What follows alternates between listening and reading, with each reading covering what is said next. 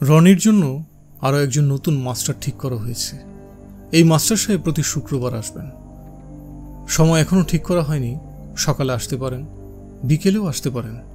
রনি লক্ষ্য করেছে বড় বড় দুঃসংবাদগুলি সে পায় নাস্তার টেবিলে। যেবার তাদের নেপালে বেড়াতে যাওয়া ঠিক হলো, রনি ব্যাগ গুছিয়ে পুরোপুরি তৈরি। স্কুলের বন্ধুদের কাছ থেকে বিদায় নিয়েছে, তাদের বাসার ঠিকানা নিয়েছে, নেপাল থেকে ভিউ কার্ড পাঠাবে, তার ক্যামেরার জন্য 2টা ফিল্ম কিনেছে। সেবারও নাস্তার টেবিলে মা বললেন নেপাল যাওয়া হচ্ছে না। এবারে শীত খুব বেশি পড়েছে। রনি তখন মাত্র পাউরুটি মুখে দিয়েছে। তার এতই মন খারাপ হলো যে পাউরুটি গলায় আটকে খকখক করে কাশতে শুরু করল। মা রনির দিকে তাকিয়ে কঠিন গলায় বললেন, ঠিক মতো খাও তো রনি, একটা আস্ত পাউরুটি মুখে দিয়ে ফেললে তো গলায় বাঁধবেই। বাবাও মুখের উপর থেকে পত্রিকা নামিয়ে সরু চোখে তাকিয়ে রইলেন, যেন পাউরুটিটি গলায় বিঁধে যাওয়া বিরাট অপরাধ। অথচ অপরাধ তারাই করেছেন, বেড়াতে যাওয়া ঠিকঠাক করে হঠাৎ বাতিল করে দিয়েছেন। রনির ইচ্ছে করছে বাবা মা দুজনের উপরই রাগ করতে পারছেন না, কারণ এই দুজনের কেউই তার বাবা মা না, দুজনই নকল বাবা মা। রনির ক্লাসের একটি মেয়ের সৎমা আছে, নাম মিঠু। অতিরিক্ত মোটা বলে তাকে ডাকা হয় মোটা মিঠু, সংক্ষেপে মমি। দুজন ছেলের আছে সৎ বাবা, আর রনির আছে একজন সৎ বাবা, একজন সৎ মা। ব্যাপারটা অন্যদের কাছে খুব অদ্ভুত লাগলেও রনির কাছে লাগে না। তার কাছে বরং ব্যাপারটা স্বাভাবিকই মনে হয়। রনির জন্মের সময় তার মা মারা গেলেন। বাচ্চা একটা শিশুকে বড় করতে হবে। রনির বাবা বিয়ে করলেন, কাজেই রনির মা হয়ে গেল সৎ মা। রনি যখন ক্লাস 2তে উঠল, তখন তার বাবা জাহাজডুবি হয়ে মারা গেলেন পর্তুগালের কাছে এক সমুদ্রে। সমুদ্রের নাম ব্লু ক্যানেল। ক্যানেল মানে খাল। একটা সমুদ্রের নাম নীল খাল কি করে হয় রনি জানে না। হয়তো তারা কোনো ভুল করেছে, করুক ভুল। মূল ঘটনা হলো রনির বাবা মারা যাবার পর রনির সৎমা বিয়ে করলেন, কাজেই রনির বাবা হয়ে গেল সৎ বাবা। এইসব নিয়ে রনির দুঃখ নেই, শুধু কেউ যখন তার দিকে তাকিয়ে বলে, আহারে আসল বাবা মা কেউ নেই, দুজনেই নকল, কি কষ্ট, কি কষ্ট, তখন তার একটু রাগ লাগে। কষ্ট কোথায়? কোনো কষ্ট নেই। স্কুলে বন্ধুদের সঙ্গে যখন থাকে তখন কত ভালো লাগে। স্কুল লাইব্রেরি থেকে যখন বই নিতে যায় তখন ভালো লাগে। বাসায় ফিরে যখন টিভি দেখে তখন ভালো লাগে। পড়া শেষ করে কম্পিউটার গেমস খেলে তখন ভালো লাগে। খারাপ লাগে কখন? সকালে নাস্তা খাবার সময় খারাপ লাগে, কারণ তখন বাবা মার কঠিন কথা শুনতে হয়। টিচাররা যখন তাকে পড়াতে আসেন তখন খারাপ লাগে। রনির 3জন টিচার, ইংরেজি, ম্যাথ এবং সায়েন্স। এখন আবার একজন বাড়ল, আর্ট টিচার। সে যখন রাতে ঘুমোতে যায় তখন খারাপ লাগে, কারণ একা ঘুমানো তার খুবই ভয় লাগে। টিভিতে দেখার সময় তত ভয়ঙ্কর লাগে না, একা ঘুমোতে যাবার সময় ভয়ঙ্কর লাগে। কফিনের ডালা আপনা আপনি খুলে যাচ্ছে, একটা হাত বের হয়ে আসছে, সেই হাতে লম্বা লম্বা নখ, নখের গায়ে রক্ত লেগে আছে। বেশি ভয় লাগলে রনি চাদর দিয়ে মুখ ঢেকে ফেলে। তখন মনে হয় এই বুঝি কেউ এসে চাদর সরিয়ে রনির দিকে তাকিয়ে নাকি গলায় বলবে, তুই কে, বলেই কাতুকুতু দেওয়া শুরু করবে। মেয়ে ভূতরা বাচ্চাদের কাতুকুতু দিতে খুব পছন্দ করে। রাতে ঘুমোতে যাওয়ার সময় রনির মনে হয় আসল বাবা মা থাকলে কি করতেন? তারা নিশ্চয়ই রনিকে আলাদা ঘরে রাখতেন না, আর রাখলে খুব বেশি ভয় পেলে কেউ না কেউ তার সঙ্গে ঘুমোতে আসতেন। হয় মা আসতেন কিংবা বাবা আসতেন। আসল বাবা মা দুজনের ছবি রনির স্ক্রাপ বুকে আছে। রনি ছবির দিকে তাকিয়ে চিন্তা করে দুজনের কে তার সঙ্গে ঘুমোতে আসতেন। মার ছবিটা খুব হাসি খুশি, হাসির মধ্যেই দুষ্টু দুষ্টু ভাব। হ্যাঁ, মা তো আসতেনই, তবে মা তার সঙ্গে থাকতে হলে সমস্যাও হতো। যেরকম দুষ্টু দুষ্টু চেহারা, নিশ্চয়ই খুবই দুষ্টামি করত। তাকে ঘুমোতে দিত না, কাতুকুতু দিত, চুল টানত। ঘুমে যখন তার চোখ জড়িয়ে আসতো তখনও গল্প করত। মার ছবি দেখেই মনে হয় এই মহিলা গল্প করায় উস্তাদ। বাবার চেহারাটা আবার গম্ভীর ধরনের, চোখে চশমা, ভ্রু সামান্য কুচকানো। গম্ভীর ধরনের মানুষ আবার ভেতরে ভেতরে হাসি খুশি হয়। হাসি খুশি ভাবটা তারা প্রকাশ করে না। বাবা নিশ্চয়ই তার সঙ্গে ঘুমতো, তবে ঘুমবার আগে নানান উপদেশ দিত। পৃথিবীতে ভূত বলে কিছু নেই, কাজে ভূতের ভয়ে অস্থির হওয়া কোনো কাজের কথা না। আসল বাবারা তাদের ছেলে মেয়েদের আদর আদর গলায় উপদেশ দিতে পছন্দ করে। স্কুলে সে দেখেছে মোটা মিঠুর বাবা মেয়েকে স্কুল থেকে নিতে এসেই উপদেশ শুরু করেন, আদর আদর গলায় উপদেশ। রনি যে এখন একেবারে একা ঘুমায় তা না। ইদ্রিস মিয়া রনির ঘরের বাইরে বিছানা পেতে ঘুমায়। তার মাথার কাছে থাকা একটা মশার কয়েল, পায়ের কাছে থাকে আরেকটা কয়েল। ইদ্রিস মিয়া সারাক্ষণ কথা বলে, দিনের বেলা তো কথা বলেই, রাতে ঘুমিয়ে ঘুমিয়েও কথা বলে। ইদ্রিস মিয়া হলো রনির পাহারাদার। সে বাড়িতে রনি ঠিক মতো আছে কিনা, তার যত্ন ঠিক হচ্ছে কিনা, রনির নকল বাবা মা তাকে অনাদর করছে কিনা, সে এইসব লক্ষ্য করে এবং রনির দাদার কাছে রিপোর্ট পাঠায়। তাকে রাখাই হয়েছে এই কাজে। ইদ্রিস মিয়ার ভাবভঙ্গি স্পাইদের মতো। রনির সঙ্গে কথা বলার সময় গলা নিচু করে কথা বলে, যেন ষড়যন্ত্র করছে। কথা বলার ফাঁকে ফাঁকে এদিক ওদিক তাকায়। এই সময় ইদ্রিসকে ইঁদুরের মতো দেখায়, টম অ্যান্ড জেরির ইঁদুর, জেরি। রনির খুব হাসি পায়, সে অনেক কষ্টে হাসি চেপে রাখে। ইদ্রিস তখন কথাও বলে ইঁদুরের মতো কিচমিচ কিচমিচ করে। নিশ্চিন্ত থাকেন ভাইজান, সব হিসাবের মধ্যে আছে। আপনার উপর নজর খালি আমি একলা রাখছি না, আরও লোকজন রাখছে, অনেকের নজর আছে। আমার উপর এত নজর রাখার দরকার কি আছে? দরকার আছে। বিষয় সম্পত্তি, টাকা পয়সা সবই তো আপনার পিতা লিখিতভাবে দিয়ে গেছে। সেই সম্পত্তির 5-10 টাকার সম্পত্তির না, কোটি কোটি টাকার সম্পত্তি। গুলশানে যে 7 তলা দোকান, তার ভাড়াই মাসে 30 লাখ। বিবেচনা করেন অবস্থা।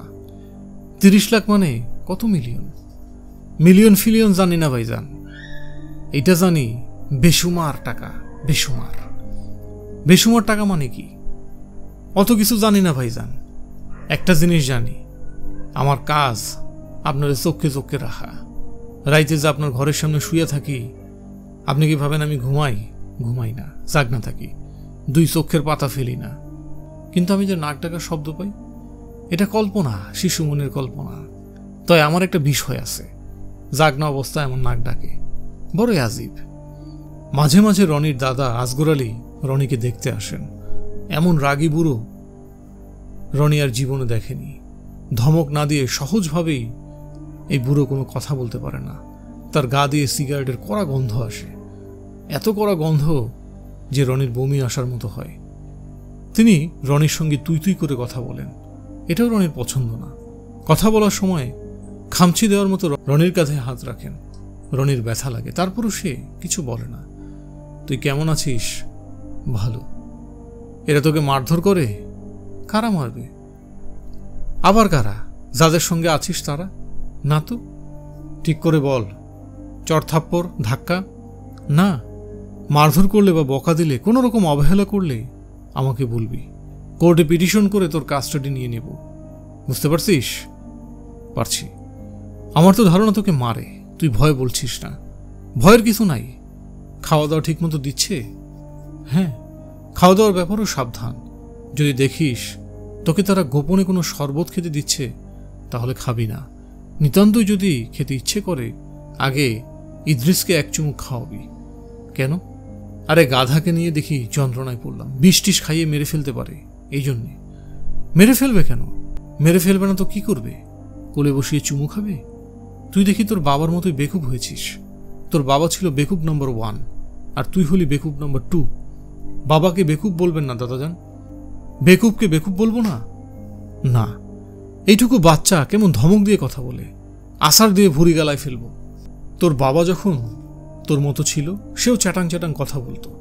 একদিন শূন্যে তুলে দিলাম আসার, মট করে পাটকাঠি ভাঙার মতো একটা শব্দ হয়েছিল।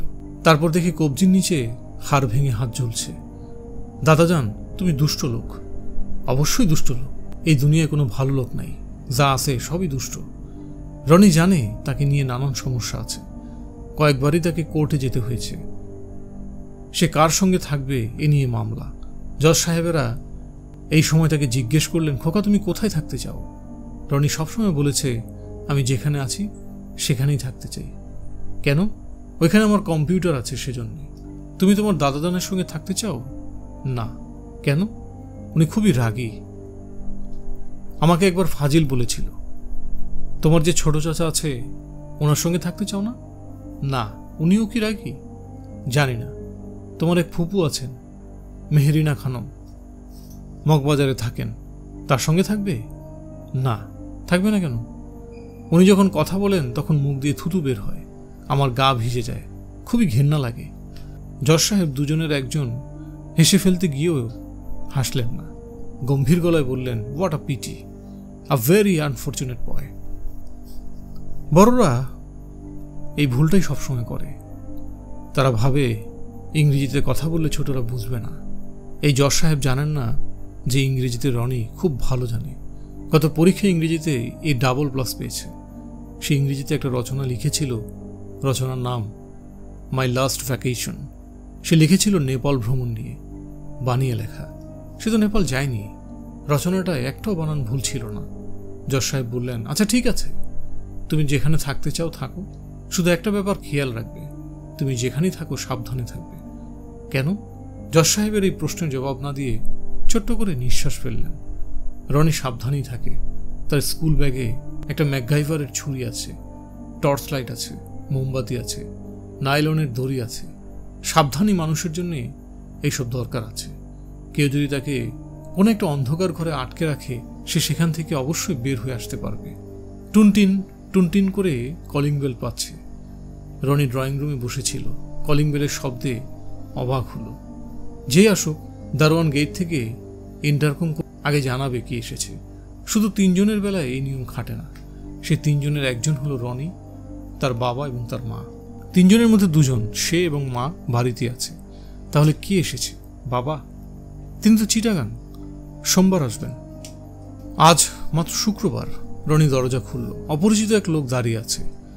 লোকটা তার দিকে তাকিয়ে বলল, কেমন আছো রনি? রনি বলল, ভালো। অপরিচিত লোক, তার নাম জানে, এতে সে বিস্মিত হলো না। রনি দেখেছে অনেক অপরিচিত লোকই তার নাম জানে। যাও খোকা, তোমার মাকে খবর দাও, আমি তোমার নতুন আর্ট টিচার। ইন্টারভিউ দিতে এসেছি। শুনেছি তিনি ইন্টারভিউ ছাড়া কাউকে রাখেন না। ঠিকই শুনেছেন, আসুন ভেতরে এসে বসুন। এটা তোমাদের ড্রয়িং রুম? জি। যে রুমে ড্রয়িং করা হয় না তার নাম ড্রয়িং রুম কেন বলো তো? জানি না কেন। ভদ্রলোক ঘরে ঢুকে সোফায় আরাম করে বসলেন। রনি তার মাকে খবর দিতে গেল। রনির মা সালমা বানু টিচারের ইন্টারভিউ নিচ্ছেন। সব টিচারকেই এই ইন্টারভিউ দিতে হয়। যারা ইন্টারভিউতে পাশ করে তারাই শুধু পড়াতে পারে। নতুন এই আর্ট টিচারকে দেখেই রনির মনে হচ্ছে উনি পাশ করতে পারবেন না। কেমন আওলা ঝাওলা গরিব চেহারা, গাল ভাঙা। ভদ্রলোক এই বাড়িতে আসার আগে নিশ্চয়ই শেভ করেছেন। শেভ ভালো হয়নি। গালের বেশ কয়েকটা জায়গায় খাবলা খাবলা কাঁচা পাকা দাড়ি বের হয়ে আছে। হাতের নখ লম্বা। রনি নখ দেখে বলে দিতে পারছে 2 সপ্তাহ কাটা হয়নি। এই গরমও গায়ে চাদর। চাদরটা এমনভাবে জড়ানো যে দেখে মনে হয় তার জ্বর এসেছে। ভদ্রলোক কথা বলা শুরু করার আগেই চাদরের ভেতর থেকে সিগারেটের প্যাকেট বের করল। সঙ্গে সঙ্গে সালমা বানু বললেন, এই বাড়িতে সিগারেট খেতে পারবেন না।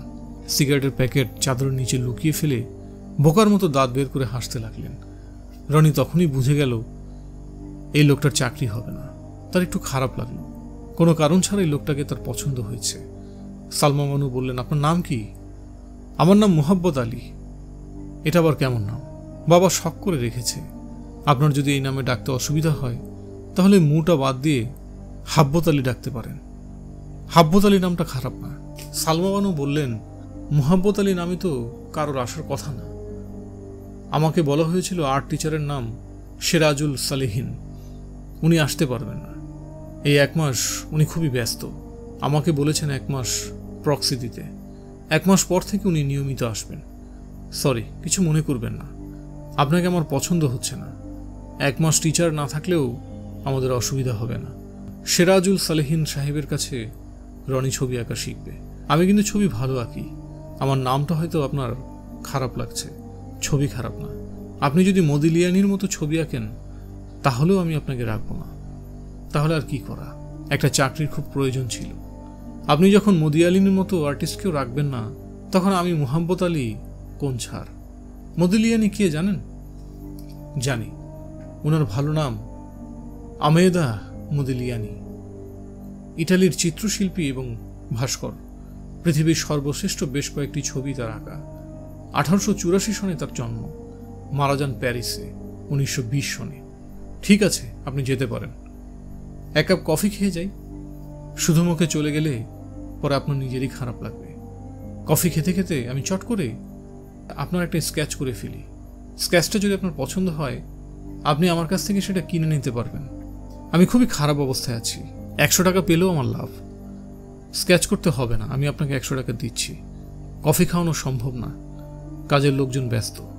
আমি কিছুক্ষণ অপেক্ষা করতে পারি, তাদের ব্যস্ততা কমুক। আসলে আমার তেমন কাজকর্ম নেই। আমার জন্য এখানে বসে থাকা যা, রাস্তায় হাঁটাহাঁটিও তা। বরং এসি ঘরে বসে থাকাটা ভালো। লোকটার কথাবার্তায় রনি খুব মজা পাচ্ছে। সে বুঝতে পারছে না মা শেষ পর্যন্ত লোকটাকে কফি খাওয়াবে কিনা। মনে হচ্ছে খাওয়াবে না। রনি যেমন লোকটার কথাবার্তায় মজা পাচ্ছে, মা পাচ্ছে না। মা খুবই বিরক্ত হচ্ছে। আবা, আমি কি বসবো কফির জন্যে? সালমা বানু উঠে দাঁড়ালেন। আর্ট টিচার ভদ্রলোক সঙ্গে সঙ্গে খুবই আগ্রহের সঙ্গে বলল, চিনি বেশি দিতে বলবেন। আমি 3 চামচ চিনি খাই, এর চেয়ে বেশি হলেও কোনো অসুবিধা নেই। ডায়াবেটিস যখন হবে তখন হবে, এখন থেকে চিনি খাওয়া ছাড়ার কোনো মানে হয় না। সালমা বানু জবাব না দিয়েই ঘর থেকে বের হয়ে গেলেন। লোকটা রনির দিকে তাকিয়ে বলল, এই ফাঁকে তোমার মার একটা ছবি এঁকে ফেলা যাক, কি বল? ভদ্রমহিলা তো আমার উপর খুবই রেগে আছেন, ছবি দেখে যদি রাগটা কমে। রনি বলল, আপনার জন্য পেন্সিল আর কাগজ নিয়ে আসবো? লোকটা বলল, কিচ্ছু আনতে হবে না, আমার চাদরের নিচে সবকিছু থাকে।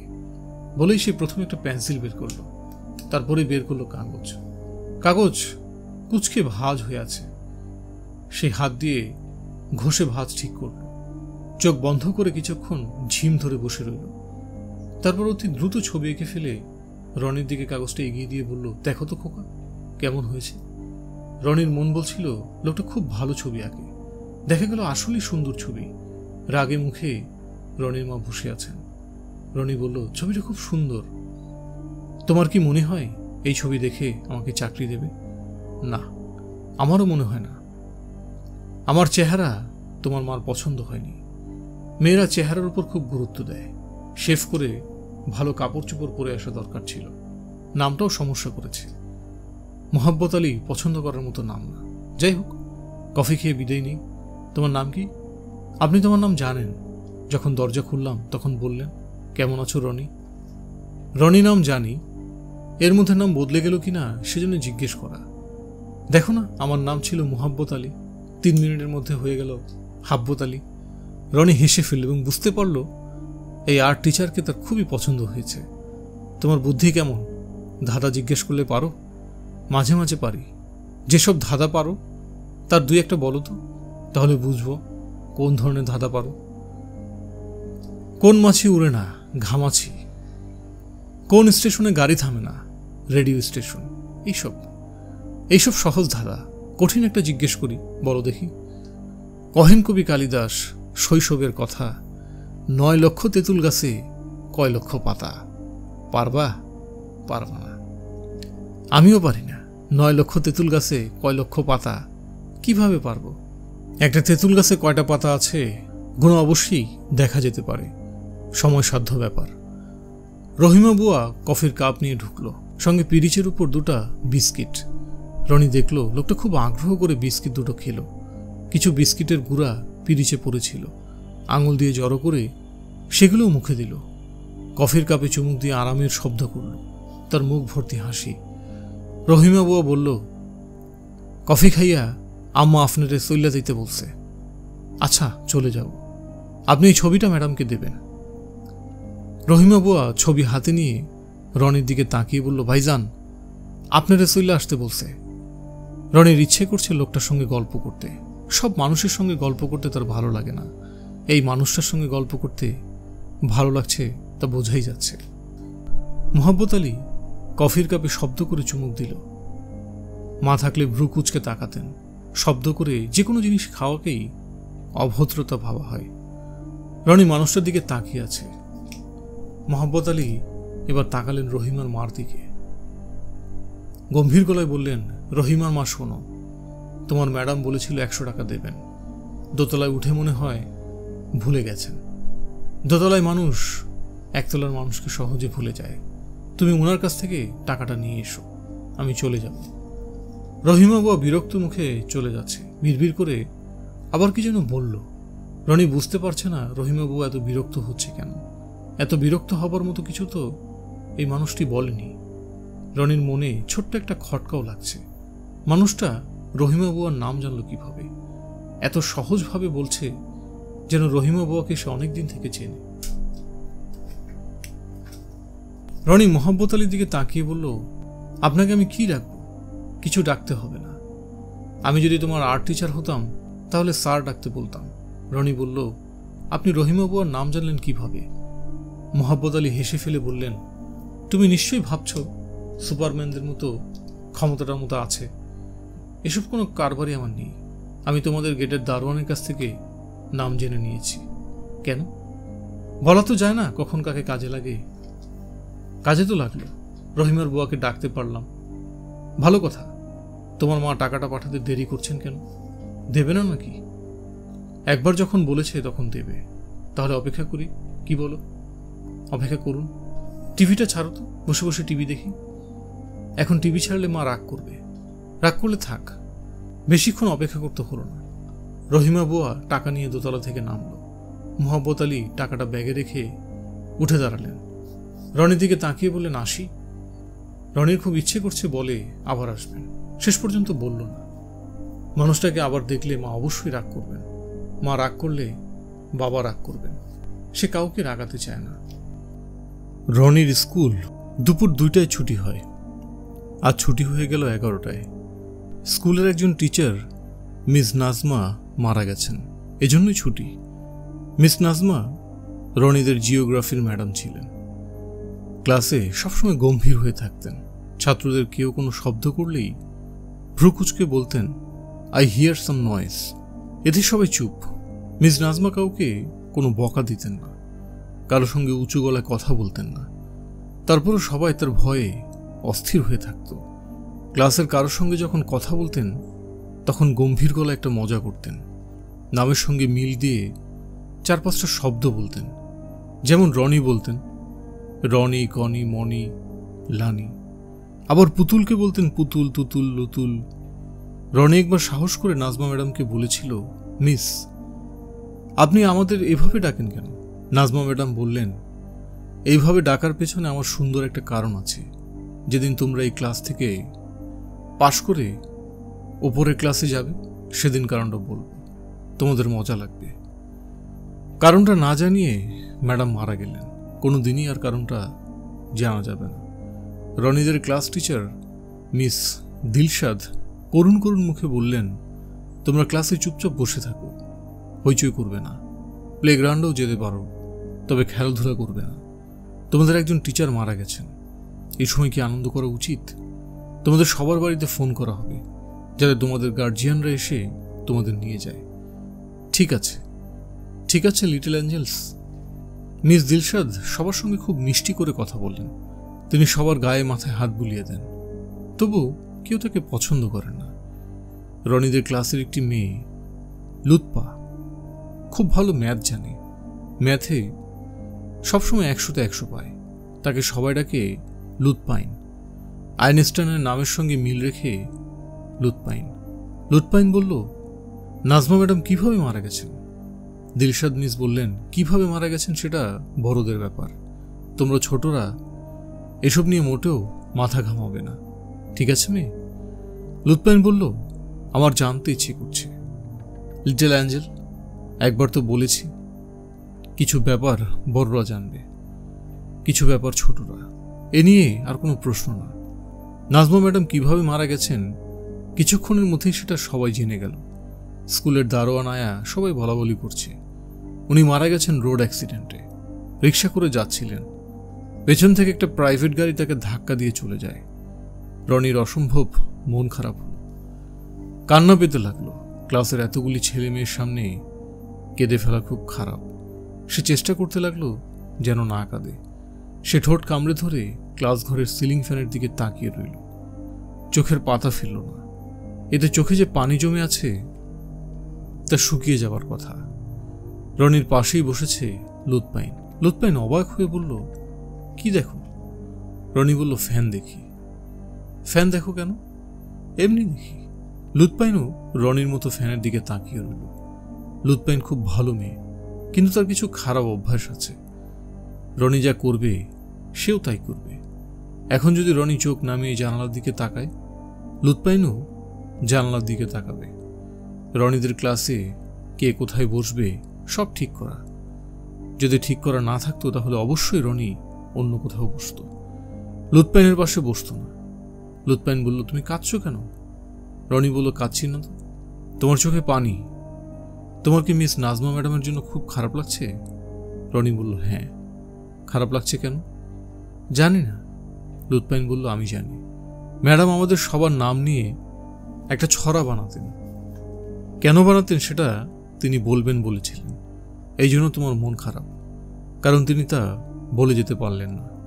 রনি বললেন, আমার সঙ্গে এত কথা বলবে না, আমার ভালো লাগে না। লুৎপাইন বলল, আচ্ছা, আর কথা বলবো না। রনি বলল, আমার দিকে এভাবে তাকিয়েও থাকবে না। কেউ আমার দিকে তাকিয়ে থাকলে আমার ভালো লাগে না। গার্জিয়ানরা আসতে শুরু করেছেন।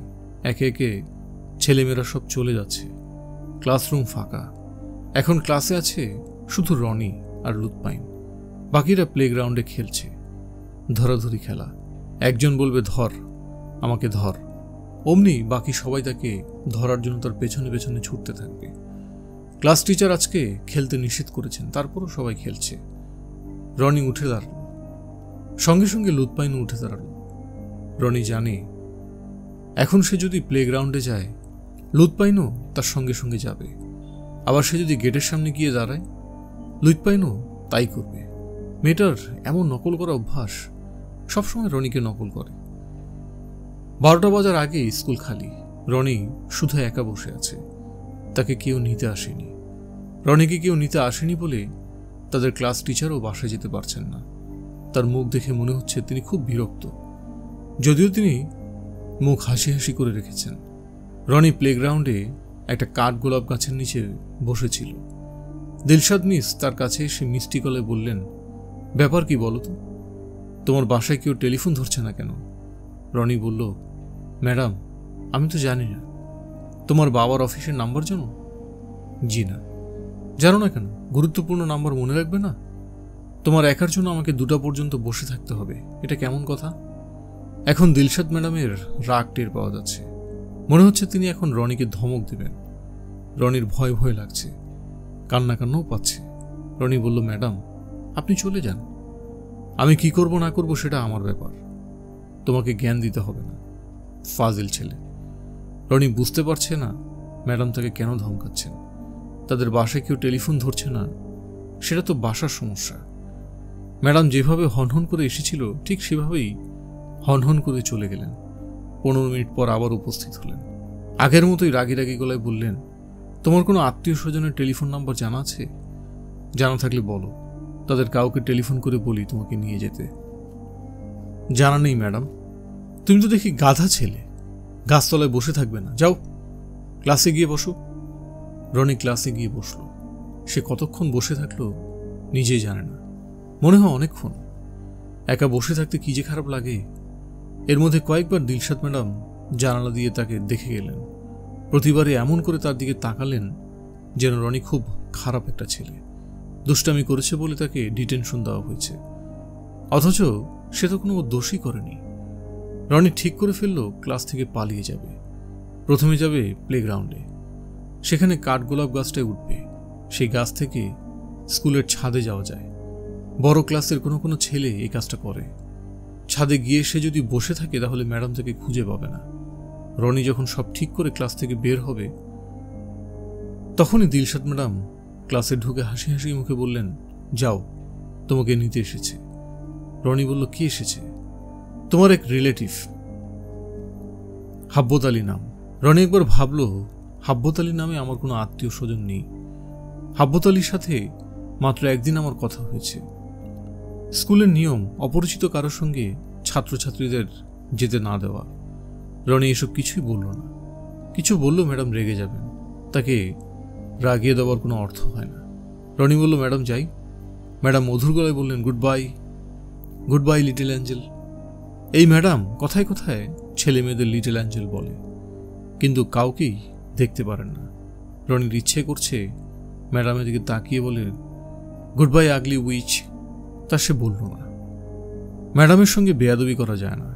তাছাড়া দিলশাদ ম্যাডাম মোটেই আগলি না, তিনি খুবই রূপবতী।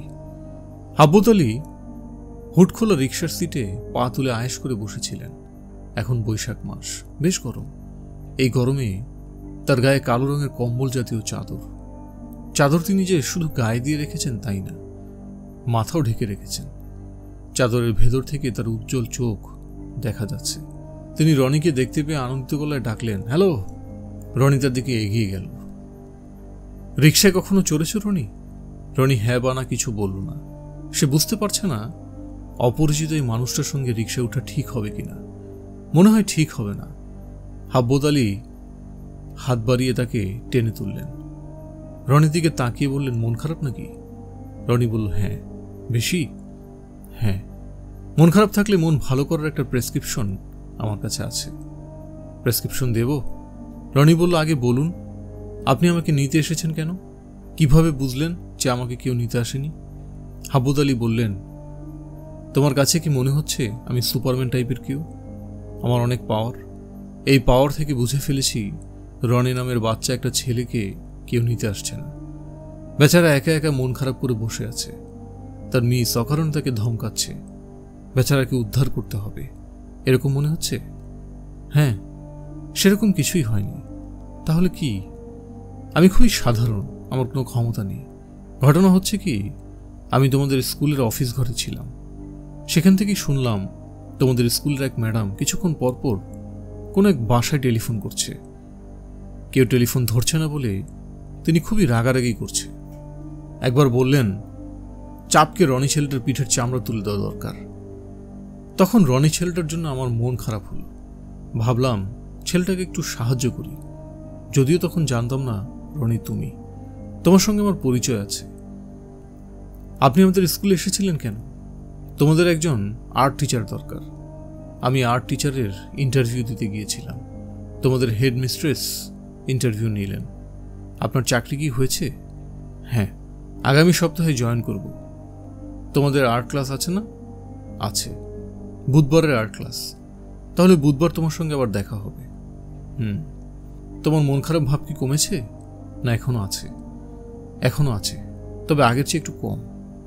মন ভালো করার কৌশলটা শিখিয়ে দেব, দিন। হাব্বত আলী গম্ভীর গলায় বললেন, যে বিষয় নিয়ে তোমার মন খারাপ সে বিষয়টা নিয়ে ভাববে। ভাবতে ভাবতে মুখ দিয়ে শব্দ করবে ঘোত। শব্দটা করার সঙ্গে সঙ্গে যে বিষয় নিয়ে মন খারাপ সে বিষয়টা পুরোপুরি এলোমেলো হয়ে যাবে। দেখবে তোমার মন ভালো হয়ে গেছে। রনি অবাক হয়ে বললেন, ঘোত বললেই হবে? হাব্বত আলী গম্ভীর গলায় বললেন, শুধু ঘোত বললেই হবে না, যে বিষয় নিয়ে তোমার মন খারাপ সে বিষয়টা নিয়ে ভাবতে ভাবতে বলতে হবে। দেখবে চেষ্টা করে? চেষ্টা করো। কি নিয়ে মন খারাপ সেটা নিয়ে ভাবো, চোখ বন্ধ করে ভাবো। এই তো ঠিক আছে। এখন বলো ঘোত। শব্দ করে বলো, মিনমিন করে না। রনি শব্দ করে বলল ঘোত, বলেই সে হেসে ফেলল। আশ্চর্য ব্যাপার, তার মন খারাপ ভাবটা একেবারে নেই। এখন খুবই আনন্দ লাগছে। হাব্বত আলী বললেন, মন খারাপ ভাব দূর হয়েছে? রনি বলল, হ্যাঁ। এই চিকিৎসার নাম হলো ঘোত চিকিৎসা। চিকিৎসাটা ভালো না? চিকিৎসাটা ভালো, এর চেয়েও ভালো চিকিৎসা আছে। সেই চিকিৎসায় ঘোতটা উল্টো করে বলতে হবে। তবে এই শব্দটা উল্টো করে বলা বেশ কঠিন। বেশিরভাগ মানুষ এই চিকিৎসা নিতে পারে না। রনি বলল, আপনি কি ঘোত উল্টো করে বলতে পারেন? অবশ্যই পারি, বলবো? বলুন। হাব্বত আলী শব্দ করে বললেন, তঘ। রনির খুবই মজা লাগছে, শব্দটা শুনেই মজা লাগছে। রনি আগ্রহের সঙ্গে বললেন, এখন বলো, তোমাকে কি সরাসরি বাসায় নিয়ে যাব, নাকি রিক্সায় করে কিছুক্ষণ ঘুরবো? কিছুক্ষণ ঘুরবো। চলন্ত রিক্সায় চোখ বন্ধ করে বসে থাকলে কি হয় জানো? জানি না। চলন্ত রিক্সায় চোখ বন্ধ করে কিছুক্ষণ বসে থাকলে মনে হয় তুমি শূন্যে ভাসছ। আমি জানি না কেন মনে হয়, পরীক্ষা করে দেখো সত্যি মনে হয় কিনা। রনি চোখ বন্ধ করল। কি আশ্চর্য, কিছুক্ষণের মধ্যেই তার সত্যি সত্যি মনে হচ্ছে সে শূন্যে বসে আছে, ভাসতে ভাসতে যাচ্ছে। সে ভয় পেয়ে চোখ মেলে ফেলল। হাব্বত আলী বললেন, আমার যখন শূন্যে ভাসতে ইচ্ছে করে তখন আমি সারাদিনের জন্য রিক্সা ভাড়া করে রিক্সায় উঠি, চোখ বন্ধ করে বসে থাকি। অতি অল্প টাকায় আকাশ ভ্রমণ হয়, মজা না? হ্যাঁ। হাব্বত আলী বললেন, তোমাকে একটা জরুরি খবর দিতে তো ভুলে গেল। জরুরি খবরটা কি? ভালো খবর। এই খবর আগে ভাগে দিলে ঘোর চিকিৎসা ছাড়াই তোমার মনটা ভালো হয়ে যেত। খবরটা বলুন। অনুমান করো তো দেখি, তোমার অনুমান শক্তি দেখি। এই ছড়াটা জানো না? দেখি তোমার অনুমান। হনুমান হনুমান। রনি বিরক্ত হয়ে বলল, আপনি পেঁচাচ্ছেন কেন? খবরটা বলুন। ওই যে তোমাদের নাজমা মিস, তিনি তো মারা যাননি, বেঁচে আছেন। কে বলল আপনাকে? আমি স্কুলে থাকতে থাকতে হাসপাতাল থেকে খবর এসেছে উনি আহত, জ্ঞান নেই, তবে মারা যাননি। ঠিকমতো চিকিৎসা হলে বেঁচেও যেতে পারেন। অবস্থাটা দেখো, মারা যায়নি, এদিকে স্কুল ছুটি দিয়ে বসে আছে। এরকম বিশ্রী করে হাসবে না তো, বলেই সে নিজেও হাসতে শুরু করল। হাব্বত আলী হাসতে হাসতেই একবার বললেন, ঘোত। রনি বলল, ঘোত বললেন কেন? হাব্বত আলী বললেন, খুব আনন্দের মধ্যে ঘোত বললে আনন্দ নষ্ট হয়ে যায় কি না পরীক্ষা করলাম। নষ্ট হয় না? নষ্ট হয় না, বরং বাড়ে। তুমি করে দেখো। রনি কয়েকবার ঘোত করল। যত করে আনন্দ তত বাড়ে। রিক্সা শহরের বাইরে অনেক দূর চলে গিয়েছিল। রনি বলল, বাসায় যাব। হাব্বত আলী রনিকে তাদের বাসার সামনের গেটে নামিয়ে দিয়ে চলে গেলেন। যদিও মানুষটাকে এভাবে ছেড়ে দিতে তার ইচ্ছে করছিল না, তার সঙ্গে আরো কিছুক্ষণ গল্প করতে ইচ্ছে করছিল। ইচ্ছে করলেই তো আর করা যায় না। তার খুব ইচ্ছে করে স্কুলের কাঠগোলাপ গাছ বেয়ে ছাদে উঠতে, তা সে করতে পারে না। তার একা একা রাস্তায় হাঁটতে ইচ্ছে করে, তাও সে করতে পারে না। তাকে করতে হয় সব অনিচ্ছার কাজ। যেমন সকালে এক গ্লাস দুধ খেতে হয়, ঠিক রাত 10টায় ঘুমোতে যেতে হয়। কার্টুন চ্যানেলে রাত 10টায় এমন সুন্দর একটা কার্টুন হয়, ওই কার্টুনটা সে কোনোদিনই দেখতে পারে না। স্কুল থেকে ফিরে রনি কি করবে না করবে সব আগেই ঠিক করা। যেমন সে গোসল করবে, গোসলের আগে ইদ্রিস মিয়া তার গায়ে তেল মাখিয়ে দেবে, বিদেশ থেকে আনা হার্বাল কি যেন তেল, গাঢ় সবুজ রং, খুবই কুৎসিত গন্ধ। গোসলের পর ভাত খাওয়ার আগে খেতে হবে এক বাটি সবজি, অতি জঘন্য। ভাত খাওয়ার পর 1 ঘন্টা বিশ্রাম, তবে এই সময় সে টিভি দেখতে পারবে না। পাঠ্য বইয়ের বাইরের বই পড়তে পারবে। কোন বই পড়বে তাও ঠিক করা। রনির বাবা ঠিক করে দেন। তিনি নিজেই বই নিয়ে আসেন, সবই জ্ঞানের বই। ইনসেক্ট ওয়ার্ল্ড, মাউন্টেন ক্লাইম্বিং, পোলার এক্সপেডিশন, অতি জঘন্য। বই পড়ার টাইম শেষ হলেই হুজুর আসবেন। তিনি শেখাবেন কোরআন শরীফ পড়া, আলিফ জবর আ, বে জবর বা। উনি চলে যাবার পর আসবেন ইংরেজি স্যার। সন্ধ্যার আগে আগে খেলাধুলার জন্য 1 ঘন্টার ছুটি পাওয়া যাবে। খেলতে হবে ছাদে গিয়ে। তাদের বাড়ির ছাদটা নেট দিয়ে ঘেরা। বাস্কেটবল খেলার রিং বসানো আছে, পিংপং খেলার টেবিল আছে। একা একা রনি কি খেলবে? আজ হাব্বত আলী সাহেবের সঙ্গে স্কুল থেকে ফেরার পর তার ধরাবাঁধা রুটিনের উলট পালট হয়ে গেল। সে সরাসরি নিজের ঘরে ঢুকে স্কুলের কাপড় না ছেড়েই ঘুমোতে গেল এবং ঘুমিয়ে পড়ল। ইদ্রিস মিয়া খুব চিন্তিত হয়ে কয়েকবার তার খোঁজ নিয়ে গেল। কপালে হাত দিয়ে জ্বর আছে কিনা দেখল। রনির মা বাইরে থেকে টেলিফোন করলেন। ইদ্রিস তাকে জানালো, ভাইজান স্কুল থেকে আইসা ঘুমাইতেছে, মনে হয় শরীর ভালো না। জ্বর নাকি? কপালে হাত দিয়ে দেখো তো। জ্বর নাই, শরীর ঠান্ডা। আচ্ছা ঠিক আছে, ঘুমাচ্ছে ঘুমাক, আমি 1-2 ঘন্টার মধ্যে আসবো, তখন দেখব। দুপুরে খানা খাই নাই, আমি এসে খাওয়াবো। ভয়ের চোটে ইদ্রিস আসল কথাটা বলতে পারল না। আসল কথা হচ্ছে, ভাইজান আজ স্কুল থেকে একা চলে আসছে। গাড়ি তাকে আনতে গিয়ে ফিরে এসেছে। রনি বিকাল পর্যন্ত ঘুমালো। ইদ্রিস মিয়াই তাকে ডেকে তুলল। তার টেলিফোন এসেছে, খুব নাকি জরুরি টেলিফোন। রনি টেলিফোন ধরল, অবাক হয়ে টেলিফোন ধরল। তাকে কেউ টেলিফোন করে না। মাঝে মাঝে তার প্রাইভেট টিচাররা টেলিফোন করেন, আজ আসবেন না কিংবা পরশু আসতে পারবেন না, এইসব জানানোর জন্য। এখন সেটাও বন্ধ। রনির মা টিচারদের বলে দিয়েছেন, এই জাতীয় টেলিফোন রনিকে করার কিছু নেই, তাকে করতে হবে। তাহলে টেলিফোনটা করলো কে? হাব্বত আলী। রনি টেলিফোন ধরতেই ওপাশ থেকে মিষ্টি গলায় কেউ একজন বলল, রনি, কনি, মনি, লানি। মিস নাজমা ম্যাডাম যেরকম করে বলতেন অবিকল সেরকম করে বলা। তবে নাজমা ম্যাডাম টেলিফোন করেননি, অন্য কেউ করেছে। রনি বলল, হ্যালো, কে? আমি লুৎপা। তুমি আমার টেলিফোন নাম্বার কোথায় পেয়েছ? স্কুল থেকে নিয়েছি। কেন নিয়েছ? তুমি রাগ করছো কেন? রনি বলল, কেউ টেলিফোন করলে আমার ভালো লাগে না। লুৎপা বলল, আমার খুব মন খারাপ, এই জন্য তোমাকে টেলিফোন করেছি। মন খারাপ কেন?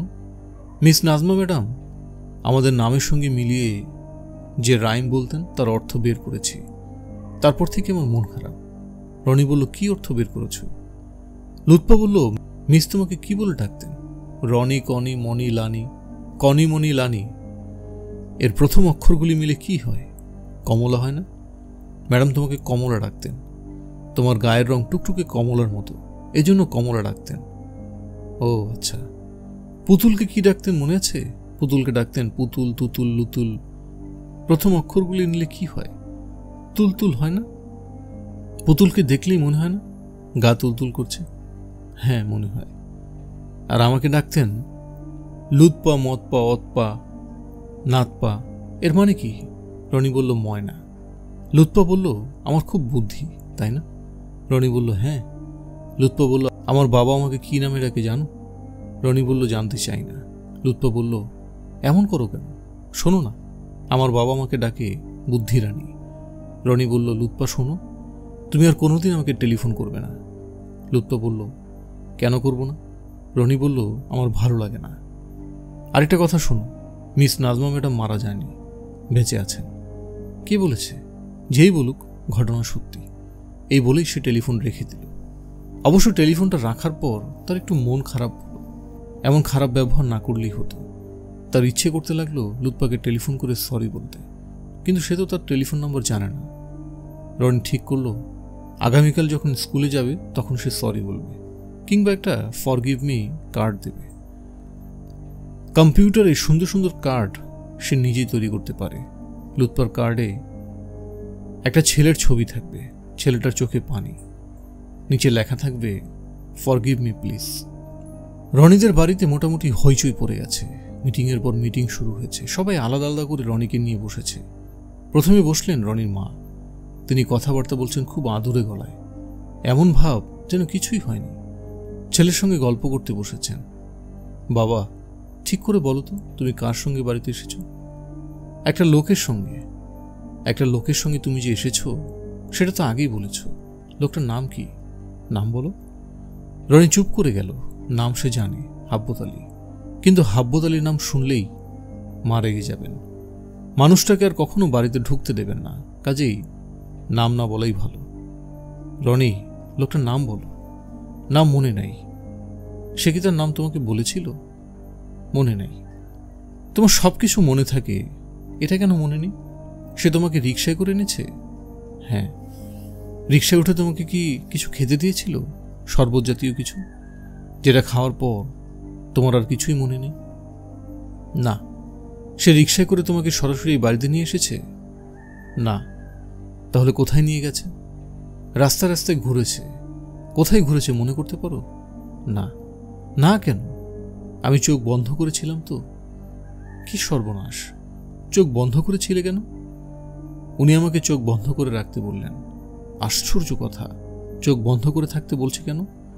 রিকশায় চোখ বন্ধ করে থাকলে মনে হবে হাওয়ায় উড়ছি, এই জন্য চোখ বন্ধ করে থাকতে বলেছেন। সে কি আবারও তোমার সঙ্গে দেখা করবে এরকম কিছু বলেছে? হ্যাঁ। কি বলেছে? বলেছেন প্রতি বুধবার তার সঙ্গে দেখা হবে। কি বলছো এইসব? আমার তো হাত পা ঠান্ডা হয়ে আসছে। রনির মা মুখ কালো করে ফেললেন। তিনি যে খুব ভয় পাচ্ছেন এটা রনি বুঝতে পারছে। তাকে ভয় দেখাতে পেরে রনির ভালো লাগছে। এখন তার সবাইকে ভয় দেখাতে ইচ্ছে করছে। লোকটার সঙ্গে কি কি কথা হয়েছে আমাকে গুছিয়ে বলো তো। কিছুই বাদ দেবে না। উনি আমাকে মন ভালো করার কৌশল শিখিয়েছেন। কি কৌশল? ঘোত কৌশল। সালমা বানু অবাক হয়ে ছেলের দিকে তাকিয়ে রইলেন। রনির মার পর কথা বলতে এলেন রনির বাবা। তিনি কথাবার্তা বললেন কঠিন গলায়। তাকে তখন মনে হচ্ছিল গোয়েন্দা অফিসার, আর রনি হলো ভয়ঙ্কর এক অপরাধী। রনি শোনো, আমি তোমার স্কুলের মিসের সঙ্গে কথা বলেছি, তোমাদের প্রিন্সিপালের সঙ্গে কথা বলেছি। তুমি খুব আনন্দের সঙ্গে ওই লোকের সঙ্গে গেছো। তুমি তোমার মিসকে বলেছ ওই লোক তোমার আত্মীয়। বলেছ এমন কথা? না। তাহলে কি তুমি বলতে চাও তোমার মিস মিথ্যা কথা বলছেন? হ্যাঁ। তুমি অচেনা একজন লোকের সঙ্গে বের হয়ে গেলে কেন? জানি না কেন। সে বলল, আর তুমি সুসুর করে তার রিক্সায় উঠে গেলে? হ্যাঁ। কেন উঠলে? জানি না তো। লোকটা একা ছিল না তার সঙ্গে দলবল ছিল? একা ছিল। দলবল নিয়ে একটা রিক্সায় করে সে যাবে কিভাবে? তোমার মা বলছিল সে নাকি তোমাকে কি শিখিয়েছে? কি শিখিয়েছে? ঘোদবিদ্যা। তার মানে? রনি কয়েকবার ঘোদ ঘোদ শব্দ করল। রনির বাবার চোখ কপালে উঠে গেল।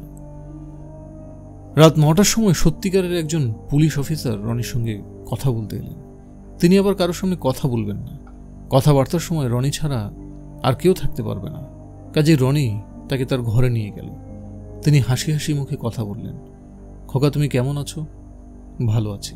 তুমি কি সবসময় সত্য কথা বলো নাকি মাঝে মাঝে মিথ্যা কথা বলো? মাঝে মাঝে মিথ্যা কথা বলি। আমার সঙ্গে সত্যি কথা বলবে নাকি মিথ্যা কথা বলবে? জানি না। না জানলে তো হবে না। আমার সঙ্গে সত্যি কথা বলতে হবে। কেন? কারণ আমি পুলিশ। পুলিশের সঙ্গে সত্যি কথা বলতে হয়। আচ্ছা, এখন লোকটা সম্পর্কে বলো। লোকটার বয়স কত? বয়স কত আমি জানি না, জিজ্ঞেস করিনি। অনুমান করে বলো তো। আমি অনুমান করতে পারি না। লোকটা কি তোমার বাবার বয়সী না তার চেয়ে বড়? কোন বাবা? আসল বাবা নাকি নকল বাবা? পুলিশ অফিসার অবাক হয়ে বললেন, কি বলছো এসব? আসল বাবা নকল বাবা কি? আমি যে বাবার সঙ্গে থাকি তিনি নকল বাবা। আসল বাবা মারা গেছেন। বলো কি? রনি বলল, আমার যে মাকে দেখছেন উনিও নকল। পুলিশ অফিসার হতভম্ব গলায় বললেন, ভালো যন্ত্রণায় পড়লাম তো। রনির খুব মজা লাগছে। পুলিশ অফিসারকে যন্ত্রণায় ফেলে দেওয়া সহজ কাজ না। সে অবশ্যই এরকম একটা সিনেমা দেখেছিল যেখানে বাচ্চা একটা ছেলে ঘাঘু পুলিশ অফিসারকে নানান যন্ত্রণায় ফেলে দেয়। শেষে পুলিশ অফিসারের সঙ্গে ছেলেটার খুব বন্ধুত্ব হয়ে যায়। এই পুলিশ অফিসারের সঙ্গেও হয়তো রনির বন্ধুত্ব হবে। এই পুলিশ অফিসার হাসি খুশি মানুষ। আর সবচেয়ে মজার ব্যাপার হচ্ছে তিনি হাসতে হাসতে হঠাৎ হাসি বন্ধ করে অবাক হয়ে তাকাতে পারেন। রনি বলল, আপনার নাম কি? পুলিশ অফিসার বললেন, আমার নাম আফসার, আফসার উদ্দিন। আপনি কি খুব বড় অফিসার? না, আমি ছোট অফিসার, পুলিশ ইন্সপেক্টর, গোয়েন্দা বিভাগের লোক। গোয়েন্দা বিভাগ মানে কি? আমরা সাদা পোশাকে থাকি। সাদা পোশাকে থাকেন কেন? কে যেন আমাদেরকে চিনতে না পারে। কে চিনতে পারলে কি হবে? আফসার উদ্দিন দীর্ঘ নিঃশ্বাস ফেলে বললেন, উফ খোকা, চুপ করো তো। চুপ করবো কেন? আমি চুপ করতে বলেছি এই জন্য চুপ করবে। আপনি চুপ করতে বলছেন কেন? তোমার প্রশ্ন শুনতে ভালো লাগছে না, এই জন্য চুপ করতে বলছি। আমার প্রশ্ন শুনতে ভালো লাগছে না কেন? আফসার উদ্দিন হতাশ চোখে তাকিয়ে সোফায় গা এলিয়ে দিলেন। রনির মজা লাগছে। এই পুলিশ অফিসারের সঙ্গে সে একটা খেলা খেলছে। খেলার নাম প্রশ্ন প্রশ্ন খেলা। এই খেলাটা সে শিখেছে লুৎপাইনের কাছে। রনির দাদা জানিলেন অফিসার চলে যাবার পরপর তিনি রনিকে আড়ালে ডেকে থমথমে গলায় বললেন, ঘটনা কি রে? রনি বলল, জানি না। সূক্ষ্ম ষড়যন্ত্র হচ্ছে, বুঝতে পারছিস? সূক্ষ্ম ষড়যন্ত্র কাকে বলে? আরে গাধা, সূক্ষ্ম ষড়যন্ত্র বুঝিস না? ইংরেজিতে বলো, ইংরেজিতে বললে বুঝবো। রনি দাদা অতি বিরক্ত হয়ে বললেন, ফালতু ইংরেজি স্কুলগুলি তো বড় যন্ত্রণা করছে। মাতৃভাষা কিছুই শিখায় না। এখন অতি সূক্ষ্ম ষড়যন্ত্রের ইংরেজি পাবো কই? মূল ব্যাপার হচ্ছে ওরাই সাপ, ওরাই ওঝা। কারা সাপ কারা ওঝা? তোর ফলস বাবা মা। ওরাই নিজের লোক পাঠিয়ে তোকে কিডন্যাপ করিয়েছে, আবার ফেরত দিয়ে গেছে। কেন করেছে? কেন করেছে এখনো তো ক্লিয়ার না, তবে ক্লিয়ার হয়ে যাবে। আমার জন্য অবশ্য সুবিধা হলো। কি সুবিধা? কাস্টাডি মামলা করব। তোর ফলস বাবা মা তো ঠিক মতো রাখতে পারছে না, সন্ত্রাসী কিডন্যাপ করে নিয়ে যাচ্ছে। রনি বলল, যিনি নিয়ে গিয়েছিলেন তিনি তো সন্ত্রাসী না, আর কিডন্যাপ করেও নেননি। তুই চুপ থাক। নিজ থেকে খবরদার একটা কথাও বলবি না। ব্যারিস্টার যা শিখিয়ে দেবে তাই বলবি। এর বাইরে কিছু বললে থাপ্পড় দিয়ে দাঁত ফেলে দেব। দাদাজান, তুমি দুষ্ট বুড়ো। দুষ্টামির তুই দেখছস কি? আসল দুষ্টামি তো শুরুই করিনি। তিনি আনন্দে হাসতে লাগলেন, পা দোলাতে লাগলেন। রনির মনটা খারাপ হলো। আবার মামলা মোকদ্দমা শুরু হবে, আবার কোর্টে যেতে হবে। জজ সাহেব মায়া মায়া গলায় বলবেন, খোকা তুমি কার সঙ্গে থাকতে চাও? রনির দাদাজান যাবার আগে রনির কাছে মুখ নিয়ে ফিসফিস করে বললেন, তোর ফলস পিতামাতা এখন বুঝবে। How many rice, how many paddy. Rony বলল, how many rice, how many পেডির মানে কি? দাদাজান অত্যন্ত বিরক্ত হয়ে বললেন, ইংরেজি স্কুলে পড়ে তোর লাভটা কি হলো? সহজ ইংরেজিও তো জানিস না। How many rice, how many পেডির মানে হলো কত ধানে কত চাল। রনি বলল, কত ধানে কত চালের মানে কি? এত কথা বলতে পারবো না। এখন থেকে তোর পেছনে থাকবে ডাবল স্পাই। একটা কালো রঙের ভক্সওয়াগন গাড়ি তোকে ছায়ার মতো ফলো করবে। দরকার নেই দাদাজান, দরকার আছে কি নাই সেটা আমি দেখব। মোদ্দা কথা, ফুটবল এখন আমার কোর্টে। মোদ্দা কথার মানে কি দাদাজান? এত মানে বলতে পারবো না। তোদের স্কুলগুলি আছে কি জন্যে? এরা দেখে কিছুই শিখায় না। কারি কারি টাকা নেয়, পড়ালেখা লবডঙ্গা। লবডঙ্গা মানে কি? চুপ। রনি স্কুলে গেল মন খারাপ করে। স্কুলে রওনা হওয়ার সময় দেখে একটা কালো রঙের ভক্সওয়াগন গাড়ি সত্যি সত্যি তাদের পেছনে পেছনে আসছে। স্কুল রুমে ঢুকে রনি মন আরো খারাপ হলো। লুৎপাইনের জন্য সে সুন্দর একটা সরি কার্ড বানিয়ে এনেছে, অথচ লুৎপাইন আসেনি। তার সিটটা খালি। লুৎপাইন কখনো স্কুলে আসে না এমন হয় না। একবার জ্বর গায়ে এসেছিল। তার নাকি বাসায় থাকতে ভালো লাগে না, তার স্কুল ভালো লাগে। আজ বুধবার নতুন আর্ট টিচার আসার কথা। রনি কেন যেন মনে হলো তিনি আসবেন না। তার সঙ্গে হঠাৎ হঠাৎ দেখা হবে, এবং সেটাই ভালো। এরকম মানুষের সঙ্গে রোজ দেখা হলে ভালো না, হঠাৎ হঠাৎ দেখা হওয়াটাই ভালো। Third period art class. Roni দরজার দিকে তাকিয়ে আছে। ক্লাসে হাব্বত আলী সাহেব ঢুকবেন কি না সেটা দেখার ইচ্ছা। হাব্বত আলী ঢুকলেন না, ঢুকলেন তাদের class teacher. Hello little angels, তোমরা কেমন আছো? ক্লাসের সবাই একসঙ্গে বলল, ভালো। আজ থেকে তোমাদের নতুন আর্ট টিচার আসার কথা। তিনি এসেছেন, তবে ছোট্ট একটা সমস্যা হয়েছে। তিনি জানিয়েছেন যে তিনি চাকরি করবেন না, কাজে এই ক্লাস আপাতত আমি চালাবো। তোমরা খুশি তো? সবাই যন্ত্রের মতো একসঙ্গে বলল, ইয়েস মিস। তোমরা ড্রয়িং খাতা বের করো, আজ তোমাদের ফ্রি চয়েস। যার যা আঁকতে ইচ্ছে করে আঁকবে, শুধু কার্টুন ছবি আঁকতে পারবে না। যে ছবিটি সবচেয়ে ভালো হবে সেটা ক্লাসের বিলবোর্ডে টানিয়ে দেওয়া হবে। তোমরা কি খুশি? Yes madam. খুশি হলে এরকম করুণ গলায় ইয়েস ম্যাডাম বলছো কেন? হাসি মুখে ইয়েস ম্যাডাম বলো তো। ইয়েস ম্যাডাম, তোমাদের একটা ভালো খবর দেওয়া হয়নি। নাজমা ম্যাডাম মারা যাননি। শুরুতে আমরা ভুল খবর পেয়েছিলাম, তিনি হাসপাতালে আছেন, যদিও কন্ডিশন ভালো না। তোমরা তাকে গেটওয়েল কার্ড পাঠাতে পারো। প্রিন্সিপাল আপার অফিসে জমা দিলে আমরা পাঠাবো। রনি লক্ষ্য করলো ক্লাসের সব ছেলে মেয়ে খুব খুশি হয়েছে, তবে সবচেয়ে খুশি যে হতো সে ক্লাসে আসেনি। তার নাম লুৎপাইন। তবে তাকে রনি খবর দিয়েছে। রনি ছবি আঁকছে, এলিয়েনদের ছবি। একটা এলিয়েন তাদের প্ল্যানেটে অন্য একটা এলিয়েনের সঙ্গে যুদ্ধ করছে। তাদের দুজনের হাতেই রে গান।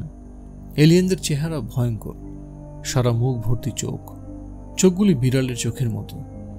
রনি এলিয়েনদের ছবি খুব ভালো আঁকতে পারে। সে যখন ছবি আঁকে লুৎপাইন মুগ্ধ চোখে তাকিয়ে থাকে, কারণ লুৎপাইন ছবি আঁকতে পারে না। আর্টে সে সবচেয়ে কম নাম্বার পায়। লুৎপাইনের বাবা মেয়ের জন্য আর্টের একজন টিচার খুঁজছেন, পাচ্ছেন না। আজ যদি লুৎপাইন ক্লাসে থাকতো তাহলে অবাক হয়ে রনির ছবি আঁকা দেখত এবং প্রশ্ন করে বিরক্ত করত। আচ্ছা, একটা এলিয়েনের 9টা চোখ আর একটা এলিয়েনের 10টা চোখ কেন? তুমি ভুল করেছো নাকি এদের চোখের ঠিক ঠিকানা থাকে না? কারো 9টা, কারো 10টা, কারোর 11টা, এরকম। আচ্ছা, এই এলিয়েনটা ছেলে না মেয়ে? আচ্ছা, এরা কি খায়? এরা কি আকাশ উঠতে পারে? এরা কি ভয়ঙ্কর নাকি ফ্রেন্ডলি? শুধু যে প্রশ্ন করতো তাই না, ছবি আঁকা শেষ হওয়া মাত্র বলতো, এই ছবিটা তুমি আমাকে দেবে, আমার ঘরে টাঙিয়ে রাখবো। রনি বলতো, না প্লিজ দাও না, এই ছবিটা দিলে আমি তোমার কাছে আর কোনো ছবি চাইব না, কোনোদিন না। Promise by my heart. তুমি আবারও চাইবে? বললাম তো আর চাইব না। লুৎপাইনের এটা কথার কথা। রনি জানে লুৎপাইন আবার ছবির জন্যে তার পেছনে পেছনে ঘুরঘুর করবে। এই পর্যন্ত লুৎপাইন রনির 8টা ছবি নিয়েছে এটা নিলে তার হবে 9টা ছবি। তবে এই ছবিটা তো আর সে নিতে পারছে না, সে ক্লাসে আসেনি। রনির ছবি দেখে ক্লাস টিচার খুবই বিরক্ত হলেন। তিনি রাগি রাগি গলায় বললেন, এটা কি এঁকেছ? কাকের ঠ্যাং আর বগের ঠ্যাং, এই দুটো জন্তু নাকি? এটা এলিয়েন। এলিয়েন মানে? ভিন গ্রহের মানুষ। ভিন গ্রহের মানুষদের 15-16টা করে চোখ থাকে। রনি কিছু বলল না। মিস বললেন, এসব আলতু ফালতু জিনিস কেন আঁকো? নর্মাল জিনিস আঁকতে পারো না? সরি ম্যাডাম, নদীতে সূর্যাস্ত হচ্ছে, পালতোলা নৌকা যাচ্ছে, এইসব আঁকবে? রনি আবারও বললেন, সরি ম্যাডাম। রনির মন খারাপ হলো। ছবিটা ম্যাডামকে দেখানোই উচিত হয়নি। সবচেয়ে ভালো হতো ছবি আঁকার পরপরই সে যদি লুৎপাইনকে ছবিটা দিয়ে দিত, ছবির সঙ্গে সরি নোট। রনি গাড়িতে উঠে যাবে, পেছন থেকে গম্ভীর গলায় দাড়িওয়ালা একজন লোক ডাকলো, হ্যালো খোকা, হ্যালো। রনি তাকিয়ে দেখে মুখ ভর্তি দাড়ি, অচেনা এক লোক, মাথায় টুপি, মাওলানাদের মতো লম্বা পাঞ্জাবি পরা এক লোক তার দিকে এগিয়ে আসছে। কেমন আছো খোকা? লোকটা কে? হাব্বতালি না তো? কিছুক্ষণ তাকিয়ে রনি বুঝে ফেলল লোকটা দাড়ি গোঁফ নকল, এবং সে হাব্বতালি না, পুলিশ ইন্সপেক্টর আফসার উদ্দিন। ভালো আছি, কিন্তু আপনি যে নকল দাড়ি লাগিয়েছেন এটা পরিষ্কার বোঝা যাচ্ছে। বলো কি, তুমি কি আমাকে চিনে ফেলেছ? অবশ্যই, যে কেউ চিনে ফেলবে। বলো তো আমি কি? আপনি পুলিশ ইন্সপেক্টর আফসার উদ্দিন। তুমি তো ঠিকই চিনে ফেলেছ। আপনাকে যে দেখবে সেই চিনবে। তাছাড়া আপনার দাড়ি কিন্তু খুলে যাচ্ছে। আফসার উদ্দিন বিব্রত মুখে হাত দিয়ে দাড়ি চেপে ধরলেন। রনি বলল, দাড়ি লাগিয়ে আপনি এখানে কি করছেন? তোমার বিষয় তদন্তে এসেছি। কিছু পেলেন? প্রথম দিনে কিছু পাওয়া যায় না, তবে ভক্সওয়াগন নিয়ে কয়েকটা লোক বসে আছে। তাদের গতিবিধি সন্দেহজনক। এর মধ্যে লক্ষ্য করেছি পাজেরো জিপ দিয়ে এক বুড়ো এসেছে। সে ভক্সওয়াগন লোকগুলির সঙ্গে কথা বলছে। ওই বুড়ো কি ফর্সা? হ্যাঁ ফর্সা। রবীন্দ্রনাথের মতো দাড়ি? হ্যাঁ। ওই বুড়ো আমার দাদা যান। এরা কি তোমাকে কিডন্যাপ করতে এসেছে? আসতে পারে। তাহলে তো মনে হয় আমার উচিত তোমার সঙ্গে যাওয়া। উঠি তোমার সঙ্গে গাড়িতে? উঠুন। আফসার উদ্দিন গাড়িতে উঠে গিয়ে হেলান দিয়ে আরাম করে বসলেন। কিছুক্ষণের মধ্যে ঘুমিয়ে পড়লেন। ঘুমের মধ্যে তার নকল দাড়ি খুলে পড়ে গেল। রনি সেই দাড়ি যত্ন করে তার নিজের ব্যাগে ঢুকিয়ে রাখল। আফসার উদ্দিনের ঘুম ভাঙল রনিদের বাড়ির সামনে এসে। তিনি রনিকে নামিয়ে দিয়ে চলে গেলেন। আফসার উদ্দিনের একবারও মনে হলো না যে তার মুখে এখন দাড়ি নেই। রনির মানুষটাকে পছন্দ হলো। কেমন সাদা সিধা আলাভোলা মানুষ। এই ধরনের মানুষ খুব ভালো হয়। একজন লয়ার এসেছেন, রনির সঙ্গে কথা বলবেন। রনির লেগো দিয়ে স্পেস ক্যাপসুল বানাচ্ছিল, বানানো বন্ধ করে উঠে গেল। লয়ারের সঙ্গে সে আগে অনেকবার কথা বলেছে, প্রতিবারই প্রচণ্ড রাগ লেগেছে। সে নিশ্চিত আজও তার প্রচণ্ড রাগ লাগবে। লয়ার কথা শেষ করে ফিরে যাবে, সে রাগ নিয়ে নিজের ঘরে ঢুকবে। স্পেস ক্যাপসুল বানাতে পারবে না। রাতে ঘুমোতে যাওয়ার সময় দুঃস্বপ্ন দেখবে। সেই দুঃস্বপ্নে কালো টুপি মাথায় দেওয়া কয়েকটা এলিয়েন তাকে নিতে আসবে। সে দৌড়ে পালাতে চেষ্টা করবে। যেদিকে যাবে সেদিকে একজন এলিয়েন দাঁড়াবে। যতবার রনি লয়ারের সঙ্গে কথা বলে ততবারই এরকম দুঃস্বপ্ন দেখে। রনি লয়ারের সঙ্গে সোফায় বসল। লয়ার সঙ্গে সঙ্গে বলল, খোকা, নড়াচড়া করবে না, চুপচাপ বসো। অথচ রনি কিছুই করেনি, শান্তভাবে বসেছে। কিছু না করার আগেই ভদ্রলোক ধমক দিলেন কেন? রনি সোফায় হেলান দিয়ে বসেছিল, এখন সোজা হয়ে বসতে বসতে বলল, নড়াচড়া করা যাবে না কেন? লয়ার চোখ থেকে চশমা সরিয়ে রনির দিকে তাকিয়ে রইলেন। রনি আবারও বললেন, আমাকে বুঝিয়ে বলুন কেন নড়াচড়া করা যাবে না? লয়ার রাগি রাগি গলায় বললেন, আমি অত্যন্ত গুরুত্বপূর্ণ কিছু কথা বলবো, কথাগুলি মন দিয়ে তোমাকে শুনতে হবে, এজন্যই নড়াচড়া করা যাবে না। ভদ্রলোক সিগারেট ধরালেন। সিগারেটের গন্ধে রনির বমি এসে যাচ্ছে। তারপরও সে শান্ত ভঙ্গিতে বসে আছে। যদিও সে বলতে পারে, বাচ্চাদের সামনে কেন সিগারেট খাচ্ছেন? আপনি কি চান আপনার আশেপাশে যারা আছে তাদেরও ক্যান্সার হোক? বড়দের মুখের উপর এসব কথা বলা যায় না, বেয়াদবি হয়। তোমার নাম রনি? হ্যাঁ। হ্যাঁ হ্যাঁ না, আমি প্রশ্ন করলে স্পষ্ট জবাব দেবে। তোমার নাম রনি? হ্যাঁ, আমার ডাকনাম রনি। তুমি নিশ্চয়ই জানো তোমাকে নিয়ে আবারও কাস্টাডির মামলা শুরু হয়েছে। তোমার দাদাজান কোর্টে মামলা করেছেন। আমি জানি না, এখন জানলাম। তারা যুক্তি দেখাচ্ছে তোমার প্রতি যথেষ্ট টেক কেয়ার করা হচ্ছে না। অচেনা অজানা লোকজন তোমাকে স্কুল থেকে বের করে নিয়ে যাচ্ছে। আমি কি বলছি মন দিয়ে শুনছো তো? শুনছি। তাহলে সিলিং ফ্যানের দিকে তাকিয়ে আছো কেন? আমার দিকে তাকিয়ে কথা বলো। রনি লয়ারের দিকে তাকালো। কোর্টে তুমি বলবে বাইরের লোক কখনো স্কুল থেকে আমাকে নিতে আসেনি, সবসময় বাসা থেকে তোমাকে আনতে গাড়ি যায়, সেই গাড়িতে ড্রাইভার ছাড়াও একজন গার্ড বসে থাকে। মিথ্যা কথা বলবো? হ্যাঁ। কেন? তোমার মতো অবস্থায় যারা আছে তাদের কিছু মিথ্যা বলতে হয়। আমি মিথ্যা বলবো না। আমি বলবো একবার স্কুল থেকে একজন আমাকে নিতে এসেছিল, তার সঙ্গে আমি রিকশায় করে ঘুরেছি। লয়ার চাপা গলায় বললেন, আমি তোমাকে যা শিখিয়ে দেব তুমি তাই বলবে, এর বাইরে একটা কথাও বলবে না। আপনি আমাকে মিথ্যা কথা শেখাচ্ছেন? আরে যন্ত্রণা, তুমি মিথ্যা বলো না? বলি। তাহলে মিথ্যা বলতে সমস্যা কোথায়? অন্য কেউ যে মিথ্যা শিখিয়ে দেয় সেই মিথ্যা আমি বলি না। ভালো যন্ত্রণায় পড়লাম তো। রনি বলল, আপনি পড়েছেন ভালো যন্ত্রণায়, আর আমি পড়েছি খারাপ যন্ত্রণায়। তুমি তো খুবই তেদর ছেলে। তেদর ছেলে মানে কি? মানে টানে বলতে পারবো না। তোমার মা বাবাকে পাঠাও। তাদেরকে কিভাবে পাঠাবো? তাদের বলবে যে আমি কথা বলতে চাই। তারা তো বাসাতেই আছেন। তারা বাসায় নেই। কোথায় গেছেন? কোথায় গেছেন কিভাবে বলবো? মৃত্যুর পর মানুষ কোথায় যায় তা তো আমি জানি না। ওহ মাই গড, তুমি আসলেই তেদর ছেলে। আমি তোমার রিয়েল বাবা মার কথা বলছি না। তারা যে মারা গেছেন তা তো আমি জানি। যে মার সঙ্গে তুমি বাস করছো তাদের কথা বলছি। যাও, এক্ষুনি তাদেরকে আসতে বলো। রনি বের হয়ে গেল। তার মন সামান্য খুঁতখুত করছে, মাথায় ঘুরছে তেদর। এই শব্দটার মানে কি জানা গেল না। নিশ্চয়ই খুব খারাপ কিছু। স্কুলে বাংলা মিসকে বললে তিনি কি বলতে পারবেন? শব্দটার মানে কি মিস জানেন?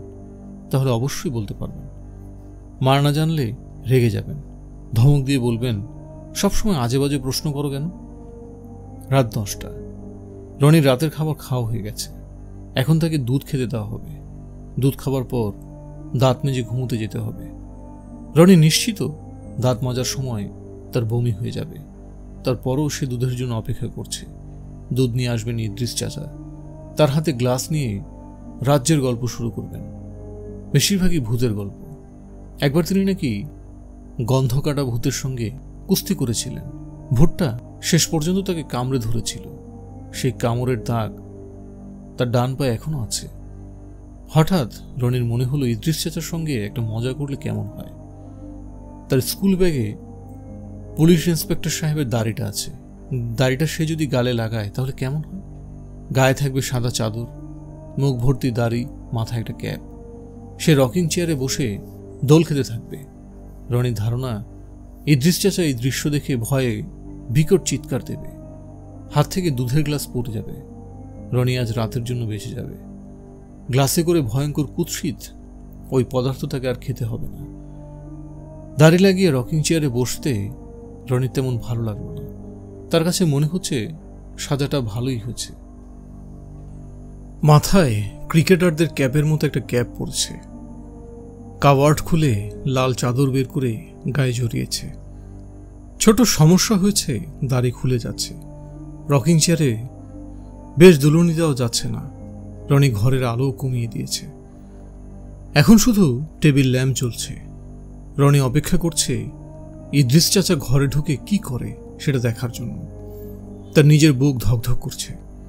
খুব মজার কোনো ঘটনা ঘটবে তার জন্য অপেক্ষা করলে বুক এরকম ধুকধুক করে। এই তো দরজা খুলেছে। ইদ্রিস চাচার হাত দেখা যাচ্ছে। রনি রকিং চেয়ারে দুলুনি সামান্য বাড়িয়ে দিল। রকিং চেয়ার থেকে ক্যাচক্যাচ শব্দ হচ্ছে। শব্দটাও যথেষ্ট ভৌতিক।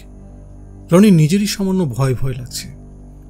ইদ্রিস পিরিসে চা দেওয়া দুধের গ্লাস নিয়ে ঘরে ঢুকে থমকে দাঁড়িয়ে গেল। চিৎকার দিল না, দুধের গ্লাসও ফেলে দিল না। কিছুক্ষণ তাকিয়ে থাকলো। তারপর কিছু না বলে যেভাবে ঘরে ঢুকেছিল ঠিক সেভাবে ঘর থেকে বেরিয়ে গেল। বাইরে থেকে দরজা বন্ধ করল। ইদ্রিস চাচা যে থপথপ শব্দ করে চলে যাচ্ছেন এটাও রনি শুনল। তার সামান্য মন খারাপ হলো। আশ্চর্য কিছুই ঘটল না। ইদ্রিস চাচা একবারও বলল না কে। রনি একটু মন খারাপ করেই তার সাজগোজ বদলালো, বাথরুমে ঢুকে হাত মুখে পানি দিল, দাঁত মাজল। ইদ্রিস ঢুকলো তার সামান্য পরে। ইদ্রিসের হাতে দুধের গ্লাস নেই, তার মুখ পাংশু বর্ণ, কথাও কেমন জড়ানো। কেমন আছেন ভাইজান? ভালো, একটু আগে আপনার ঘরে দুধ নিয়ে ঢুকছিলাম। ও, আমি আজ দুধ খাবো না। খাইতে না আসলে খায়েন না। আচ্ছা ভাইজান, আমি যখন ঘরে ঢুকলাম তখন আপনি কই ছিলেন? বাথরুমে ছিলাম, মুখ ধুচ্ছিলাম। ঘরে আর কেউ ছিল না? আর কে থাকবে? তাও তো কথা, আর কে থাকবে? ভাইজান, কেউ ছিল না, ঠিক না? অবশ্যই ঠিক। কেন, কি হয়েছে? কিছু হয়নি, কিছুই হয়নি। ইদ্রিস চাচা, আপনি কি ভূত টুত দেখেছেন? ইদ্রিস হড়বড় করে বলল, না না না, ভূত দেখব কি? ভূত কি দুনিয়া আছে যে দেখব? তা জিন আছে, পাক কোরআনে জিনের কথা উল্লেখ আছে। আপনি কি জিন দেখছেন? আরে না, জিন দেখব কি জন্যে? কিছুই দেখিনি, আল্লাহর কসম। বিশ্বাস করেন। এত কসম কাটতে হবে না ইদ্রিস চাচা, আমি বিশ্বাস করেছি যে আপনি কিছুই দেখেননি। রনি তার রকিং চেয়ারে বসতে যাচ্ছিল। ইদ্রিস অতি ব্যস্ত হয়ে বলল, না ভাইজান না, ওইখানে বসেন না। রনি বলল, বসবো না কেন? চেয়ারে বসার দরকার কি? শুয়ে ঘুম যান, আমি সারা রাত জাগনা থাকবো, আপনি শুয়ে ঘুম যান। রনি খুবই মজা লাগছে, যদিও শুরুতে মনে হয়েছিল ইদ্রিস চাচা মোটেও ভয় পায়নি। এখন দেখা যাচ্ছে খুবই ভয় পেয়েছে। এদিক ওদিক তাকাচ্ছে, বড় বড় করে নিঃশ্বাস ফেলছে। ভাইজান গো, কি আপনার পিতাজির কথা কি আপনার মনে আছে? না। তার চেহারা মনে আছে? না। লাইব্রেরি ঘরে ওনার ছবি আছে, সেই ছবি দেখছেন না? হ্যাঁ, আপনার চেহারার সাথে ওনার চেহারার বড়ই মিল। মিল থাকতেও পারে, আমি জানি না। ইদ্রিস ছোট্ট নিঃশ্বাস ফেলে বলল, ওনার গায়ের রং ছিল মাশাল্লাহ দুধ সাদা, আপনার গায়ের রঙের মতো রং।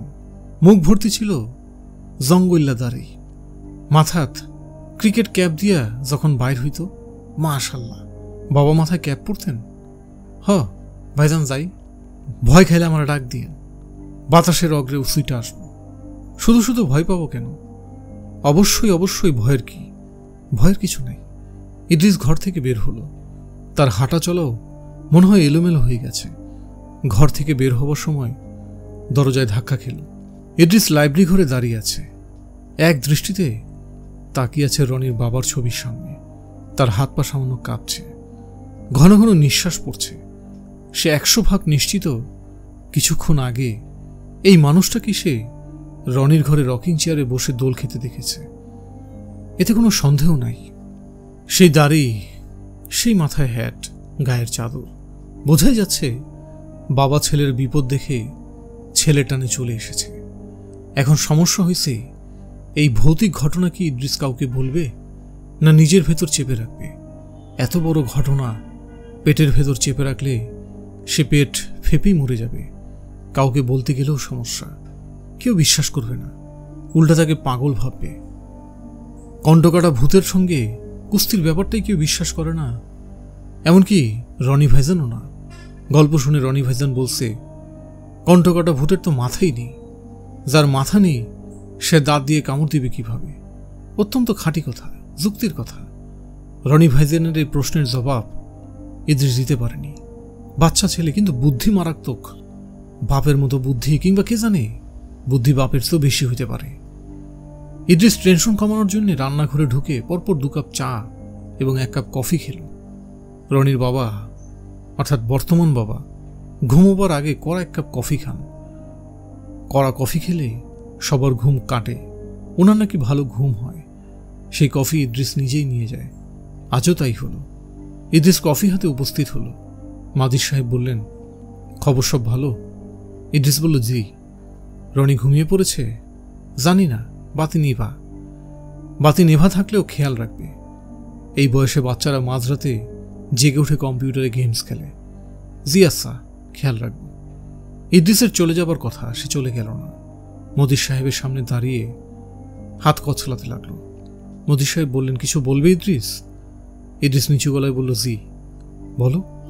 ইদ্রিস মাথা চুলকাতে লাগলো, কিছু বলল না। মাজিদ সাহেব অসহিষ্ণু গলায় বললেন, চুপ করে আছো কেন? কথা বলো। কিছু কি ঘটেছে? জি ঘটছে। কি ঘটেছে? বললে আপনি বিশ্বাস যাইবেন না, ভাববেন আমার মাথা খারাপ। আমি কি ভাববো সেটা পরের ব্যাপার, তুমি ঘটনা বলো। ইদ্রিস পুরো ঘটনা বলল। মজিদ সাহেব ভ্রু কুঁচকে ফেললেন। তার মানে তিনি বিশ্বাস করছেন না। ইদ্রিস বলল, আপনি কোরআন মাজিদ আনেন, কোরআন মাজিদ শুয়ে বলবো আমি যা দেখছি সবই সত্য। তুমি দেখেছ রনির মৃত বাবা রকিং চেয়ারে বসে দোল খাচ্ছে? জি। তিনিও তোমাকে দেখেছেন? জি, আমার দিকে তাকায় হাসছেন। শুধু হেসেছেন, কথা বলেনি? কথাও বলছেন। এখন ইদ্রিস কিছু মিথ্যা বলা শুরু করেছে। গল্প বলার সময় সামান্য কিছু মিথ্যা বলা যায়, এতে দোষ হয় না। মজিদ সাহেব কঠিন গলায় বললেন, উনি তোমার সঙ্গে কি কথা বলেছেন? উনি বলছেন, ইদ্রিস ভালো আছো? তুমি কি বললে? আমি কিছু বলি নাই, আমার তখন জবান বন্ধ। এ কথা সত্যই। ইদ্রিসের মুখের কথা আসলেই বন্ধ হয়ে গিয়েছিল। প্রথম মিথ্যার পর সত্যি বলার দোষটা কাটা গেল। মজিদ সাহেব বললেন, তারপর কি হলো? তখন আমার মাথা চক্কর দিয়ে উঠল। উনি আর কিছু বললেন না? জি, শেষে একটা কথা বললেন। শেষ কথাটা কি? শেষ কথাটা হইল, ইদ্রিস আমার ছেলের দিকে খেয়াল রাখবা, তার যেন কিছু না হয়। এই এতটুকুই? জি না, আরো আছে। পুরো কথা শেষ করো। ওনার শেষ কথা ছিল, আমার ছেলের যদি কিছু হয় তোমাদের খবর আছে, আমি শাস্তি দিব। মজিদ সাহেব বললেন, তোমাদের মধ্যে যখন এত আলাপ আলোচনা হচ্ছিল তখন রনি কোথায় ছিল? হাত মুখ ধুইতেছিল। তুমি কি এই ঘটনা নিয়ে রনির সঙ্গে আলাপ করেছ? জি না। যাক, এই একটা কাজ ভালো করেছ। খবরদার এই ঘটনা নিয়ে কারোর সঙ্গে কোনো কথা বলবে না। জি আচ্ছা।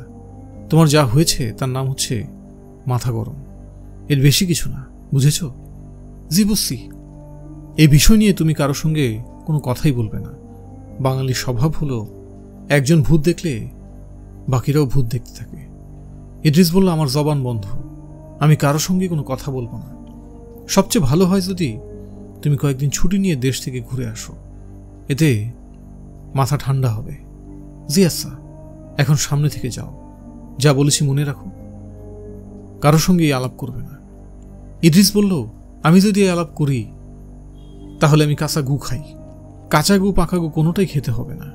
এই প্রসঙ্গে আলাপ না করলেই হলো। সেই রাতেই মজিদ আলাপটা করলো বাবুর্চির সঙ্গে। তাকে কিরা কসম কাটালো সে যেন কাউকে না বলে। তার পরপরই আলাপ করলো বাড়ির 2 ড্রাইভারের সঙ্গে। তাদেরকেও আগে কিরা কসম কাটায় নিল। সবার শেষে আলাপ করলো বাড়ির দারোয়ানদের সঙ্গে। বাড়ির 2 দারোয়ানই বলল, এখানে যে ভৌতিক কিছু আছে তা তারা আগেই জানে। নিশুতি রাতে ছাদে হাঁটাহাঁটির শব্দ পাওয়া যায়। একজন আল্লাহ নামে কসম কেটে বলল, সে একবার রাত 3টার সময় পরিষ্কার দেখছে বারান্দার রেলিংয়ে হেলান দিয়ে একটা লোক দাঁড়ায় আছে।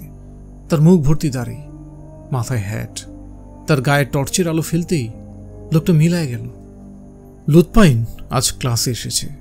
4 দিন ক্লাস মিস করে আজ এসেছে। নিশ্চয়ই কোনো অসুখ বিসুখ হয়েছে। তাকে দেখাচ্ছে ফ্যাকাশে, মাথায় স্কার্ফ বাঁধা। স্কার্ফ বাঁধার জন্য হয়তো বেশি রোগা রোগা লাগছে। লুৎপাইন বারবার তাকাচ্ছে রনির দিকে, কিন্তু রনি এমন ভাব করছে যে সে দেখতে পাচ্ছে না। লুৎপাইন যে 4 দিন স্কুলে আসেনি তাতেও রনির কিছুই যায় আসে না।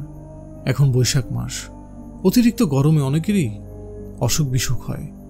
লুৎপাইনেরও হয়েছে, তাতে কিছু যায় আসে না। লুৎপাইন রনির দিকে ঝুঁকে এসে বলল, এই শোনো, আমার জ্বর আর গলা ব্যথা হয়েছিল। রনি ভাব করলো যেন সে শুনতে পায়নি। সে চেয়ার ছেড়ে মিসের কাছে গিয়ে বলল, মিস, বাথরুমে যাব। মিস বলল, যাও। এই মিস ভালো। রনি যদি অনেক দেরি করে ফিরে তাহলেও তিনি কিছু বলবেন না। রনির আসলে বাথরুম পায়নি। লুৎপাইনের কথা না শোনার জন্যই সে বের হয়েছে। এই মেয়েটির ওপর আজ তার খুব রাগ লাগছে। মেয়েটির জন্য সে সরি কার্ড লিখেছিল। মেয়েটি আসেনি বলে কার্ডটি দিতে পারেনি। কার্ডটা এখনো আছে, কিন্তু রনির আর দিতে ইচ্ছে করছে না। এলিয়েনদের ছবিটাও আছে, ছবিটা অবশ্য দেওয়া যায়। রনি স্কুল করিডোরে হাঁটছে, তার বেশ মজা লাগছে। সব ছাত্রছাত্রীরা ক্লাসে বসে আছে, সে শুধু হেঁটে বেড়াচ্ছে। কেউ তাকে দেখতে পাচ্ছে না। মনে হচ্ছে সে একজন অদৃশ্য মানুষ। মাঝে মাঝে তার অদৃশ্য মানব হতে ইচ্ছে করে।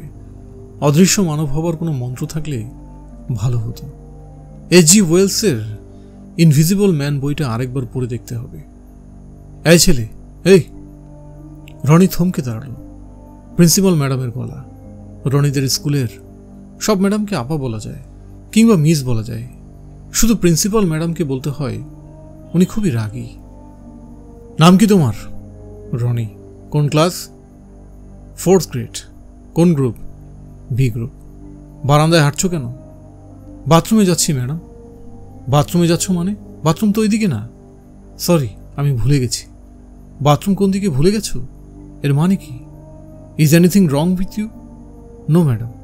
এসো, আমার ঘরে এসো। রনি প্রিন্সিপাল ম্যাডামের সঙ্গে হাঁটতে শুরু করল। তার ভয় লাগা উচিত, কিন্তু কেন জানি মোটেই ভয় লাগছে না, বরং মজা লাগছে। মজা লাগার কারণ হচ্ছে প্রিন্সিপাল ম্যাডাম রনির মিথ্যা কথাটা বিশ্বাস করেছেন। রনি যখন বলেছেন বাথরুম কোথায় ভুলে গেছি, তখন প্রিন্সিপাল ম্যাডাম রাগ করার বদলে অবাক হয়ে তাকিয়েছেন। এই যে এখন ম্যাডাম তার সামনে বসে আছেন, ম্যাডামের চোখে কোনো রাগ নেই, তার চোখ অবাক অবাক। বাথরুম কোথায় তুমি ভুলে গেছো? জি ম্যাডাম। এখন কি মনে পড়েছে? Yes madam. এরকম ভুল কি তোমার প্রায় হয়? জি। কীরকম ভুল হয় বলো তো? ক্লাসের ছেলে মেয়েদের আমি মাঝে মাঝে চিনতে পারি না। বুঝতে পারছি না, উদাহরণ দিয়ে বলো। আমাদের ক্লাসে একটা মেয়ে আছে, তার নাম লুৎপা। তাকে আমি মাঝে মাঝে চিনতে পারি না। বলো কি? তুমি এই ব্যাপারে তোমার মা বাবাকে বলেছ? না। বলনি কেন? বাবা মা তো আমার সঙ্গে থাকে না, কিভাবে বলবো? তারা কোথায় থাকেন? তারা মারা গেছেন। মাই গড, তুমি এসব কি বলছো? তোমার নাম কি? আবার বলো তো। রনি। ও আচ্ছা, তুমি সেই ছেলে। তোমাকে তো চিনি। দুদিন পর পর তোমাকে নিয়ে থানা পুলিশ, নানা সমস্যা। Sorry madam. তুমি সরি হচ্ছ কেন? সমস্যা তো তুমি করনি। তুমি কি কিছু খাবে? Coke, Pepsi, 7 up? কোক খাবো। আমার ফ্রিজে কোকের একটা ক্যান থাকার কথা। দাঁড়াও, তোমাকে দিচ্ছি। ক্লাসে বসে খেও না, টিফিন পিরিয়ডে খাবে। Yes madam. যাও, এখন ক্লাসে যাও। রনি ক্লাসে ঢুকলো। সে এত দেরি করেছে, তারপরও মিস কিছুই বললেন না। তার দিকে তাকিয়ে মিষ্টি করে হাসলেন। সে যখন বসতে যাচ্ছে, তখন লুৎপাইন বলল, এতক্ষণ লাগলো কেন? রনি জবাব দিল না। লুৎপাইন অকারণে কথা বলে, তার সব কথার জবাব দেবার কোনো দরকার নেই, বরং ম্যাডাম বোর্ডে কি লিখছেন সেটা দেখা অনেক দরকার। লুৎপাইন আবারও কথা বলল, এই, তোমার শরীর কি খারাপ? রনি সেই প্রশ্নের জবাব না দিয়ে টেবিলে তার খাতা খুলতে গিয়ে দেখে টেবিলের একটা কোণে একটা কার্ড খুলে দেখলো সেখানে লেখা, প্লিজ ফরগিভ মি লুৎপা। এটা একটা সরি কার্ড। রনি লুৎপাইনকে দেবার জন্যে একটা সরি কার্ড ব্যাগে নিয়ে ঘুরছে, আর উল্টা লুৎপাইনই একটা সরি কার্ড দিয়েছে, তারটা দেওয়া হয়নি। রনি বলল, তুমি সরি কার্ড দিয়েছো কেন? লুৎপাইন বলল, আমি যে সবসময় তোমাকে বিরক্ত করি এই জন্যে। রনি বলল, তুমি সবসময় আমাকে বিরক্ত করো কেন? লুৎপাইন খুব সহজ গলায় বলল, মেবি আমি তোমাকে লাভ করি এই জন্যে। রনির খুবই মেজাজ খারাপ হলো। মেয়েটা কি অসভ্য কথাই না বলছে। মিসের কাছে নালিশ করে দিলে কেমন হয়? রনি ফিসফিস করে বলল, এসব অসভ্য কথা বলবে না, এসব খুব খারাপ কথা। লুৎপাইন বলল, লাভ করা খারাপ? হ্যাঁ খারাপ, এসব বড়দের ব্যাপার। আমি যখন বড় হব তখন তোমাকে লাভ করতে পারবো। আমার সঙ্গে আর কথা বলবে না প্লিজ। লুৎপাইন ফিসফিস করে বলল, বড় হয়ে আমি কি করব জানো? বড় হয়ে আমি তোমাকে বিয়ে করব। রনি এক দৃষ্টিতে বোর্ডের দিকে তাকিয়ে আছে, এমন ভাব করছে যে সে লুৎপাইনের কোনো কথাই শুনতে পাচ্ছে না। লুৎপাইন বলল, আমি বাবাকে বলেছি যে বড় হয়ে তোমাকে বিয়ে করব। বাবা বলেছেন ওকে। রনি কঠিন গলায় বলল, চুপ। মিস তখন রনির দিকে তাকিয়ে বলল, হ্যালো রনি, তুমি দেখি ক্রমাগত কথা বলে যাচ্ছ। ক্লাসের সময় কথা বলা ঠিক না রনি। রনি বলল, সরি মিস। মিস লুৎপাইনকে কিছুই বললেন না। তারপরও লুৎপাইন দাঁড়িয়ে অবিকল রনির মতো করে বলল, সরি মিস। ক্লাসের সবাই হেসে ফেলল, এমনকি মিস নিজেও হাসলেন। টিফিন টাইমটা রনির খুব খারাপ কাটে। তখন তার প্রধান চেষ্টা থাকে লুৎপাইনের কাছ থেকে লুকিয়ে থাকা। সেটা কখনো সম্ভব হয় না। লুৎপাইন খুঁজে খুঁজে বের করে ফেলে। আজ রনি ঠিক করেছে সে এমনভাবে লুকিয়ে থাকবে যেন লুৎপাইন কিছুতেই তাকে খুঁজে না পায়। টিফিনের ঘন্টা পড়ার সঙ্গে সঙ্গে রনি বইয়ের ব্যাগ নিয়ে ছুটে বের হয়ে গেল। চট করে একবার ঘাড় ঘুরিয়ে দেখল, যা ভাবছে তাই। লুৎপাইন তার দিকে তাকিয়ে দ্রুত ব্যাগ গোছাচ্ছে। কি সর্বনাশ! স্কুল কম্পাউন্ডে থাকা যাবে না। যেখানেই যাবে লুৎপাইন তাকে খুঁজে বের করবে। স্কুল কম্পাউন্ডের বাইরে চলে যেতে হবে। দারোয়ান সেটা করতে দেবে না, গেট আটকাবে। দারোয়ানকে বলতে হবে, গেটের বাইরে আমার গাড়ি আছে, গাড়িতে আমার স্কেল, আমি স্কেল আনব। দারোয়ান রনি ড্রাইভারকে চেনে। রনি দেখেছে এই দুজন রাস্তার পাশে দাঁড়িয়ে গল্প করতে করতে চা খাচ্ছে। কাজে দারোয়ান তাকে ছেড়ে দেবে। সে করবে কি, টিফিনের সময়টা গাড়িতে বসে থাকবে। টিফিন পিরিয়ড শেষ হলে স্কুল কম্পাউন্ডে ঢুকবে। একটা সমস্যা অবশ্য থেকেই যায়। লুৎপাইন তাকে খুঁজে না পেয়ে দারোয়ানকে জিজ্ঞেস করতে পারে। এই মেয়ের যা বুদ্ধি! রনি কোনো ঝামেলা ছাড়াই স্কুল কম্পাউন্ডের বাইরে চলে এলো। গাড়ির কাছে গেল। ড্রাইভার গাড়ি আশেপাশে নেই। গাড়ি তালা মেরে কোথায় যেন গেছে। রনিদের গাড়ির পাশে ভক্সওয়াগন গাড়িটাও আছে। এই গাড়ির ড্রাইভার নেই, ড্রাইভারের সঙ্গীও নেই। সবাই দল বেঁধে কোথাও হয়তো আড্ডা দিচ্ছে। দুই গাড়ির দুই ড্রাইভার একজন আরেকজনের শত্রু হবার কথা, কিন্তু তাদের মধ্যেও খুব খাতির। এরা একসঙ্গে চা খায়, সিগারেট টানে। হ্যালো রনি। রনি তাকিয়ে দেখে হাব্বত আলী রিকশায় বসে আছেন। রিকশা রনির দিকে আসছে। রনি, আছো কেমন? ভালো আছি। বেড়াতে যাবে নাকি? আমার ক্লাস আছে। ছাত্র জীবনে এক আধবার স্কুল না পালালে স্কুল জীবন সম্পূর্ণ হয় না। তাছাড়া আজকে টিফিনের পর তোমার কোনো গুরুত্বপূর্ণ ক্লাস নেই। গেমস, লাইব্রেরি, মিউজিক, এই তিনটাই তো, তাই না? আপনি কি করে জানলেন? একদিন গিয়েছিলাম না তোমাদের স্কুলে, রুটিন কক্ষে দেখলাম। তুমি কি উঠবে রিকশায়? রনি কিছু না বলে রিকশায় উঠে পড়ল। মন ঠিক আছে রনি? ঠিক আছে। ঘোর চিকিৎসা লাগবে না? না। আমরা কোথায় যাচ্ছি? হাব্বত আলী বললেন, হাসপাতালে গেলে কেমন হয়? তোমাদের নাজমা মিস আছে, তাকে দেখে এলাম। যাবে? রনি আগ্রহের সঙ্গে বলল, যাব। হাব্বত আলী বললেন, ওনার অবস্থা ভালো না, তবে এখনো বেঁচে আছেন। দেশের বাইরে নিতে পারলে ভালো হতো। দেশের বাইরে নিচ্ছে না কেন? বললেই তো নেওয়া যায় না। টাকা লাগে না রে বাবা। টাকা উল্টালে কি হয় জানো? টাকা উল্টালে হয় কাটা। একটা চন্দ্রবিন্দু যোগ করলে কাটা হয়ে যায় কাটা। কাটা মানে কণ্টক। রনি বলল, এসব কি হাবিজাবি বলছেন? হাব্বত আলী নিঃশ্বাস ফেলে বললেন, জগৎটাই হাবিজাবি। বলেই সুর করে প্রায় গানের মতো করে গাইলেন, ওপরে কণ্টক দাও, নিচে দেয় কণ্টক, ডাল কুত্তাদের মাঝে করো বন্টক। রনি বলল, এই ছড়াটার মানে কি? হাব্বত আলী বললেন, কোনো মানে নেই। চোখ বন্ধ করো, এখন আমরা কিছুক্ষণ শূন্যে ভ্রমণ করব। রনি সঙ্গে সঙ্গে চোখ বন্ধ করে ফেলল। বাহ, সত্যি সত্যি তো মনে হচ্ছে শূন্যে ভেসে যাচ্ছেন। প্রথম দিনের চেয়েও আজকের শূন্যের ভাষাটা অনেক বেশি মজার হচ্ছে। এই মজার ব্যাপারটা লুৎপাইনকে বলতে হবে, সেও মজা পেত। লুৎপাইনের কথা ভেবে হঠাৎ তার কেন যেন একটু খারাপ লাগলো। হাব্বত আলী বললেন, মন খারাপ কেন রে বেটা? রনি বলল, মন খারাপ না। আপনি আমাকে বেটা বলেন কেন? আদর করে বললাম, আমার বাবা আমাকে বেটা ডাকতো। কি ডাকতো তোমার তো মনে থাকার কথা না? মনে আছে। বেটা উল্টো করলে কি হয় জানো? বেটা উল্টো করলে হয় টাবে। হাব্বত আলী সুর করে বললে, টাবে টাবে দুটা ভাত খাবে। আপনি এত হাবিজাবি কথা বলছেন কেন? বিরক্ত লাগছে? জি, বিরক্তি কাটাবার একটা বুদ্ধি শিখিয়ে দেব।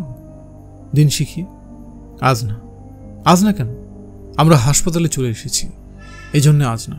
রনি প্রথম কোনো হাসপাতালে ঢুকেছে। হাসপাতালে ইন্টেন্সিভ কেয়ার ইউনিট বলে একটা জায়গা, যেখানে মরণাপন্ন সব রোগীকে রাখা হয়েছে। নাকে নল, মুখে নল। নাজমা ম্যাডামের পুরো শরীরটা ব্যান্ডেজ করা, মাথায় ব্যান্ডেজ, মুখে ব্যান্ডেজ, শুধু চোখ দুটো খোলা, সেই চোখ বন্ধ। রনির শরীর কাঁপতে লাগলো। কি ভয়ঙ্কর একটা অবস্থা। সে শক্ত করে হাব্বত আলীর হাত ধরে বলল, বাসায় যাব। হাব্বত আলী বললেন, অবশ্যই বাসায় যাবে, তবে তুমি যে মিসকে দেখতে এসেছ এটা তাকে জানিয়ে গেলে তিনি হয়তো খুশি হবেন। মিসের কাছে গিয়ে বলো, মিস আমি রনি। ভয় লাগছে। ভয় লাগার কিছু নাই, বলো। রনি কাঁদো কাঁদো গলায় বলল, মিস আমি এসেছি। নাজমা মিস সঙ্গে সঙ্গে চোখ মেললেন। একটু মাথা কাত করে রনিকে দেখলেন। তার ঠোঁটের কোণায় সামান্য হাসির আভা। রনির কি যে খারাপ লাগলো। সে বুঝতে পারছে তার চোখে পানি এসে যাচ্ছে। সে চায় না মিস তার চোখের পানি দেখুক, কিন্তু চোখের পানি সে আটকাতে পারছে না। আব্বুদ আলী সাহেবকে জিজ্ঞেস করতে হবে উনি চোখের পানি আটকাবার কোনো কৌশল জানেন কিনা। জানার তো কথা, উনার যা বুদ্ধি। রিকশায় ফেরার পথে রনি মন খারাপ করে থাকলো। আব্বুদ আলী বললেন, রনি, আমি কিন্তু আজ তোমাকে বাসা পর্যন্ত পৌঁছে দিতে পারবো না। রনি বলল, কেন পারবেন না? কারণ তোমাদের বাসায় হুলস্থুল পড়ে গেছে, পুলিশে খবর দেওয়া হয়েছে। আমি যদি তোমাকে নামিয়ে দিই, পুলিশ সঙ্গে সঙ্গে আমাকে হাজতে ঢুকিয়ে দেবে। হাজত কি? পুলিশ অপরাধীদের ধরে প্রথমে যেখানে রাখে তার নাম হাজত। ভয়ঙ্কর? হ্যাঁ, খুবই ভয়ঙ্কর। হাজত হলো হাবিয়া দোজকের খালাতো ভাই। হাবিয়া দোজক কি? দোজকের ইংরেজি হচ্ছে হেল, এবং হাজত হচ্ছে হাবিয়া দোজকের ফার্স্ট কাজিন। এখন বুঝেছ? হ্যাঁ, আমি রিক্সাওয়ালাকে সব বুঝিয়ে দিচ্ছি। সে তোমাকে ঠিক তোমাদের বাসার সামনেই নামিয়ে দেবে। ঠিক আছে? হ্যাঁ, ঠিক আছে। একা যেতে ভয় পাবে না তো? ভয় পাবো। পরের বার যখন তোমার সঙ্গে দেখা হবে তখন ভয় দূর করার একটা কৌশল শিখিয়ে দেব। ঠিক আছে? জি ঠিক আছে। কয়েকবার ঘোত বলে দেখতে পারো। ঘোত বললেও ভয় কাটার কথা। আব্বুদ আলী রিক্সা থেকে নামলেন। রিক্সাওয়ালাকে ঠিকানা বুঝিয়ে ভাড়া দিয়ে দিলেন। রনিকে বললেন, তোমাকে একটা ললিপপ কিনে দিই, ললিপপ খেতে খেতে যাও। রনি বলল, দিন। আব্বুদ আলী রনিকে সবুজ রঙের একটা ললিপপ কিনে দিলেন। রনি বলল, থ্যাঙ্কস। আব্বুদ আলী বললেন, সবুজ রঙটা দেখে একটা কথা মনে পড়েছে। তোমার মিসকে যে গাড়িটা ধাক্কা দিয়ে পালিয়ে গেছে সেটা রং ছিল সবুজ। তোমার বাসায় তো অনেকগুলো গাড়ি, সবুজ রঙের কোনো গাড়ি আছে কি? রনি বলল, না। রিক্সা চলতে শুরু করলো। আব্বুদ আলী রোদে দাঁড়িয়ে হাত নাড়ছেন। রনির বাবা মজিদ সাহেব রনিকে নিয়ে লাইব্রেরি ঘরে বসেছেন। তার মুখ গম্ভীর। তিনি একটু পরপর আঙুল দিয়ে তার কপাল টিপে ধরছেন। রনির ধারণা তার প্রচণ্ড মাথা ব্যথা। মাথা ব্যথা হলেই মানুষ এভাবে টিপে। রনি? জি? পুলিশ অফিসার আফসার উদ্দিন সাহেব এসেছেন। তিনি তোমার সঙ্গে আলাদা বসবেন। তার আগে আমি তোমার সঙ্গে কথা বলবো। প্রতিটা প্রশ্নের ঠিক জবাব দেবে। জি। টিফিন টাইমে তুমি আজ স্কুল থেকে পালিয়ে গেছো। পালিয়ে যায়নি, ওনার সঙ্গে গেছি। আগে যে লোক তোমাকে নিয়ে গিয়েছিল সেই লোক? রনি কিছুক্ষণ চুপ থেকে বলল, না, অন্য একজন। অন্য একজন মানে? কি বলো এসব? লোকটা দেখতে কেমন? ওনার গায়ের রং খুব ফর্সা, মাথায় ক্রিকেটারের মতো ক্যাপ, গায়ে লাল চাদর। মজিদ সাহেবের মুখ হা হয়ে গেল। তিনি নড়ে চড়ে বসলেন, এদিকে ওদিক তাকালেন। রনি স্পষ্ট বুঝতে পারছে তার এই মিথ্যা কথা ওনাকে কাবু করে ফেলেছে। রনি ঠিক করলো এই মিথ্যাই সে চালিয়ে যাবে। লোকটা তার কোনো পরিচয় তোমাকে দিয়েছে? না। পুরো ঘটনা বলো। কিভাবে তুমি স্কুল থেকে বের হলে? কিভাবে তার সঙ্গে চলে গেলে? কোনো ডিটেল বাদ দেবে না। এইভাবে পা দুলিও না। পা দুলালে আমার কনসেন্ট্রেশন কেটে যায়। এখন বলো, কি বলবো? কিভাবে তুমি লোকটার সঙ্গে গেলে? উনি রিক্সা নিয়ে আমার জন্য অপেক্ষা করছিলেন। আমাকে দেখেই বললেন, এই বেটা, উঠে আয়। আমি রিক্সায় উঠলাম। তোমাকে বেটা বললো? জি। আর তুমি সঙ্গে সঙ্গে রিক্সা উঠে গেলে? জি। কেন? ওনাকে আমার খুবই পরিচিত মনে হচ্ছিল, এই জন্যে। পরিচিত মনে হচ্ছিল? জি। তোমরা কি করলে? আমরা অনেকক্ষণ রিক্সায় করে ঘুরলাম। উনি আমাকে ললিপপ কিনে দিলেন। ললিপপ খেলাম। উনি ছড়া বললেন। কি ছড়া বললেন? উনি বললেন, টাবে টাবে দুটা ভাত খাবে? আবার বলো, টাবে টাবে দুটা ভাত খাবে? তারপর কি হলো? আমরা নাজমা মিসকে দেখতে হাসপাতালে গেলাম। নাজমা মিসটাকে? আমাদের একজন মিস। সবুজ রঙের একটা গাড়ি ওনাকে ধাক্কা দিয়ে ফেলে দিয়েছে। উনি খুবই অসুস্থ, হাসপাতালে আছেন। লোকটা তোমাকে হাসপাতালে নিয়ে গেল? জি। কেন? একটু আগেই তো বলেছি নাজমা মিসকে দেখতে নিয়ে গেলেন। সে তোমাকে বাসায় না নামিয়ে চলে গেল? সেটা তো আমি জানি না। আচ্ছা, আবার সে তোমাকে বাসায় না নামিয়ে চলে গেল কেন? সেটা তো আমি জানি না।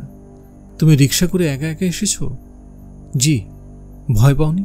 একটু একটু ভয় পাচ্ছিলাম, তবে উনি আমাকে ভয় না পাবার একটা মন্ত্র শিখিয়ে দিয়েছে। মন্ত্রটা মনে মনে পড়লে ভয় কেটে যায়। কি মন্ত্র? ঘোত মন্ত্র। আবার বলো, কি মন্ত্র?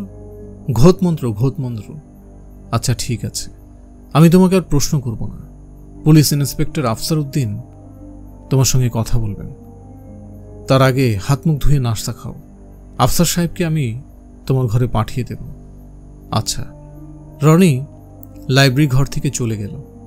মজিদ সাহেব এক দৃষ্টিতে ছেলের দিকে তাকিয়ে আছেন। তাকে অসম্ভব চিন্তিত মনে হচ্ছে।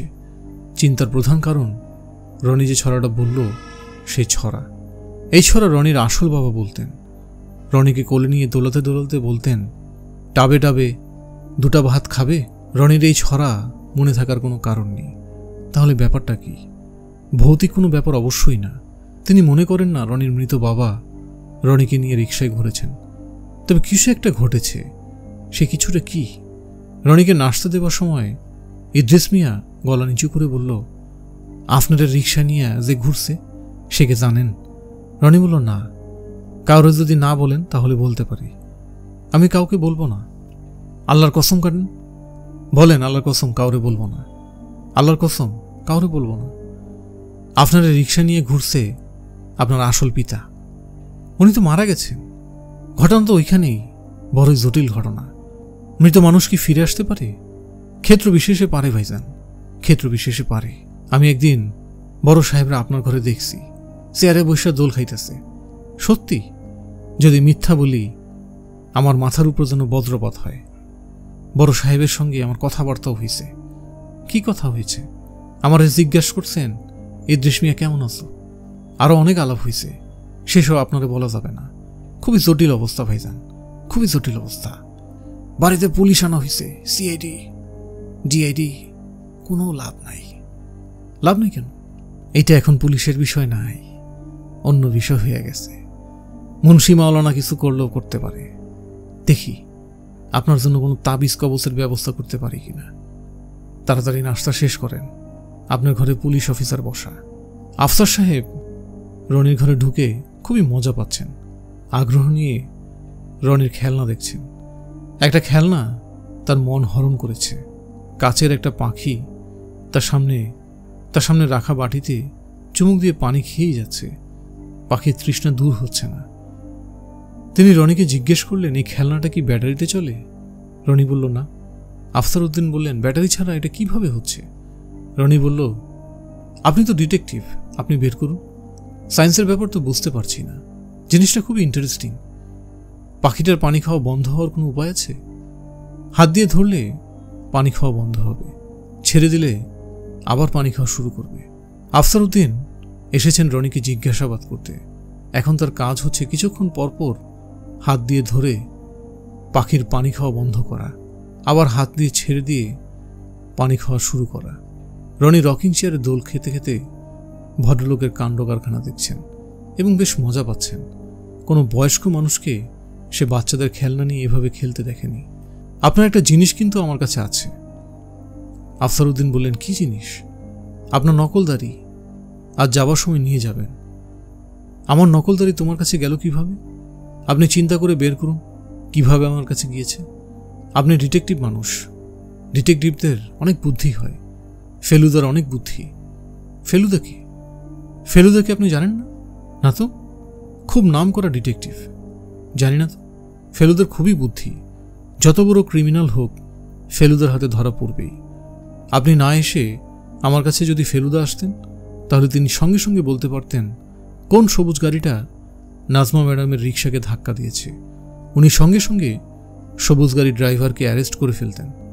আফসার উদ্দিন অবাক হয়ে বললেন, সবুজ গাড়ির ব্যাপারটা কি? এখানে সবুজ গাড়ি কোথা থেকে এলো? রনি বলল, সেটা আমি আপনাকে বলবো না, আপনি খুঁজে বের করুন। আর শুনুন, পাখির এই খেলনাটা আপনি নিয়ে যান। এটা আমি আপনাকে দিয়ে দিলাম উপহার। আরে না, তোমার খেলনা আমি কেন নেব? কি বলো তুমি? আপনাকে খেলনাটা নিতেই হবে। আপনি যদি না নেন আমি আপনার সঙ্গে কোনো কথাই বলবো না। আশ্চর্য ছেলে তো। আমি মোটেই আশ্চর্য ছেলে না। আমি আমার বাবার মতো হয়েছি। তোমার বাবা কি সবাইকে খেলনা দিয়ে বেড়াতেন? বাবার কোনো জিনিস দেখে যদি কেউ সুন্দর বলতো, বাবা তাকে সঙ্গে সঙ্গে সেই জিনিসটা উপহার হিসেবে দিয়ে দিতেন। ইদ্রিস চাচা আমাকে বলেছেন খোকা শোনো, তুমি খুবই ভালো ছেলে, তোমাকে আমার পছন্দ হয়েছে। তোমার খেলনা আমি নেব না। আমার যখন খেলনাটা দেখতে ইচ্ছে করবে তখন এসে দেখে যাব। এখন আমার প্রশ্নের জবাব দাও। প্রশ্নের জবাব দিতে আমার ভালো লাগে না। ভালো লাগে না এমন অনেক কাজ আমাদের কিন্তু করতে হয়। তোমার দুধ খেতে ভালো লাগে না, তোমাকে কিন্তু দুধ খেতে হয়, তাই না? হ্যাঁ। যদি প্রশ্ন করি সত্যি জবাব দিও। তুমি তো প্রচুর মিথ্যে বলো। মিথ্যে বলি? অবশ্যই।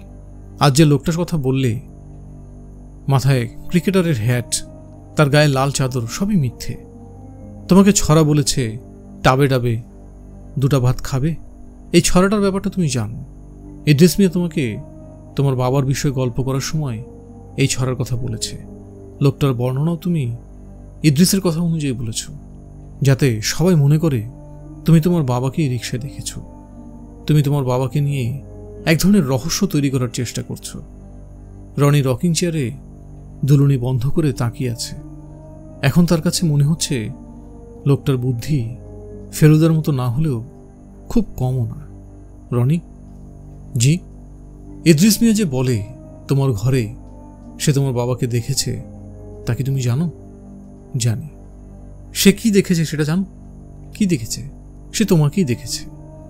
তুমি আমার নকল দাড়ি আর চাদর গায়ে এখন যেভাবে দোল খাচ্ছ, সেভাবেই দোল খাচ্ছিলে। ভালো কথা, লাল চাদরটা কোথায়? রনি বলল, কাবার্ডে আছে। আফসার উদ্দিন বললেন, আমার ধারণা একই লোক তোমাকে রিকশায় করে দুবার ঘুরিয়েছে। লোকটার নাম বলো। নাম জানি না। তার উদ্দেশ্যটা কি তুমি কি জানো? না, উদ্দেশ্য খারাপ না, এটুকু বোঝা যাচ্ছে। লোকটা একটা খেলা খেলার চেষ্টা করছে। সে তার খেলাতে তোমাকে নিয়ে নিয়েছে। তুমি নিজেও খেলছো। কেন খেলছো তুমি জানো না। রনি বলল, আপনার বুদ্ধি ফেলুদার মতোই। আফসার উদ্দিন ভ্রুকুচকে বললেন, ফেলুদার ব্যাপারটা কি আমাকে বুঝিয়ে বলো তো। রনি বলল, আপনাকে একটা বই দিয়ে দেব। বইটার নাম গ্যাংটকে গন্ডগোল। বইটা পড়লে আপনি বুঝবেন। বইটা কি এখন দেবে? হ্যাঁ। বেশ, তাহলে দাও, আমি চলে যাই। আর প্রশ্ন করবেন না? না, বেশি প্রশ্ন করতে আমার ভালো লাগে না। আফসার উদ্দিন আবারও পাখিটা নিয়ে খেলতে শুরু করলেন। রনি এসে তার পাশে দাঁড়াল। আফসার উদ্দিন লজ্জিত মুখে বললেন, পাখির পানি খাওয়ার বিষয়টা বুঝতে পারছি না বলে এটা নিয়ে খেলে যাচ্ছি। কোনো জিনিস না বুঝতে পারলে আমার অস্থির লাগে। তোমার ব্যাপারটাও বুঝতে পারছি না বলে অস্থির লাগছে। রনি বলল, শুরুতে আমি ভেবেছিলাম আপনি ভালো ডিটেকটিভ না, এখন মনে হচ্ছে আপনি ভালো ডিটেকটিভ। আফসার উদ্দিন বললেন, আমি যে ভালো ডিটেকটিভ তার প্রমাণ দেব?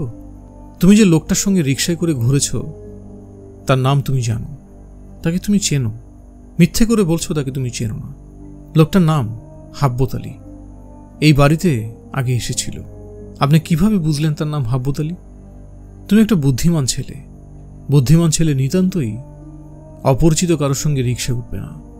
হাব্বত আলী তোমার পরিচিত। প্রথম দিনেই তাকে তুমি পছন্দ করেছিলে। আমি তোমাদের বাড়ির বুয়া এবং ইদ্রিস মিয়ার কাছে শুনেছি তুমি অনেকক্ষণ তার সঙ্গে গল্প করেছ। তুমি যে রিকশায় আজ তোমাদের বাড়িতে এসেছ, সেই রিকশাওয়ালার সঙ্গে আমি কথা বলেছি। সে লোকটার যে বর্ণনা দিয়েছে সেই বর্ণনা শুনেছি। এখন বুঝতে পারছো?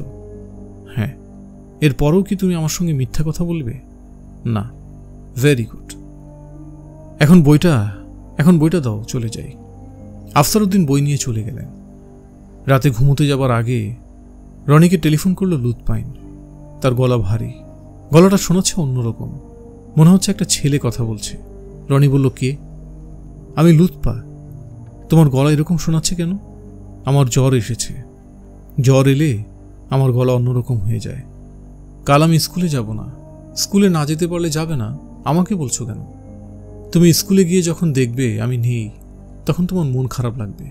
এই জন্য তোমাকে আগেই বলছি। আমার খারাপ লাগবে কেন?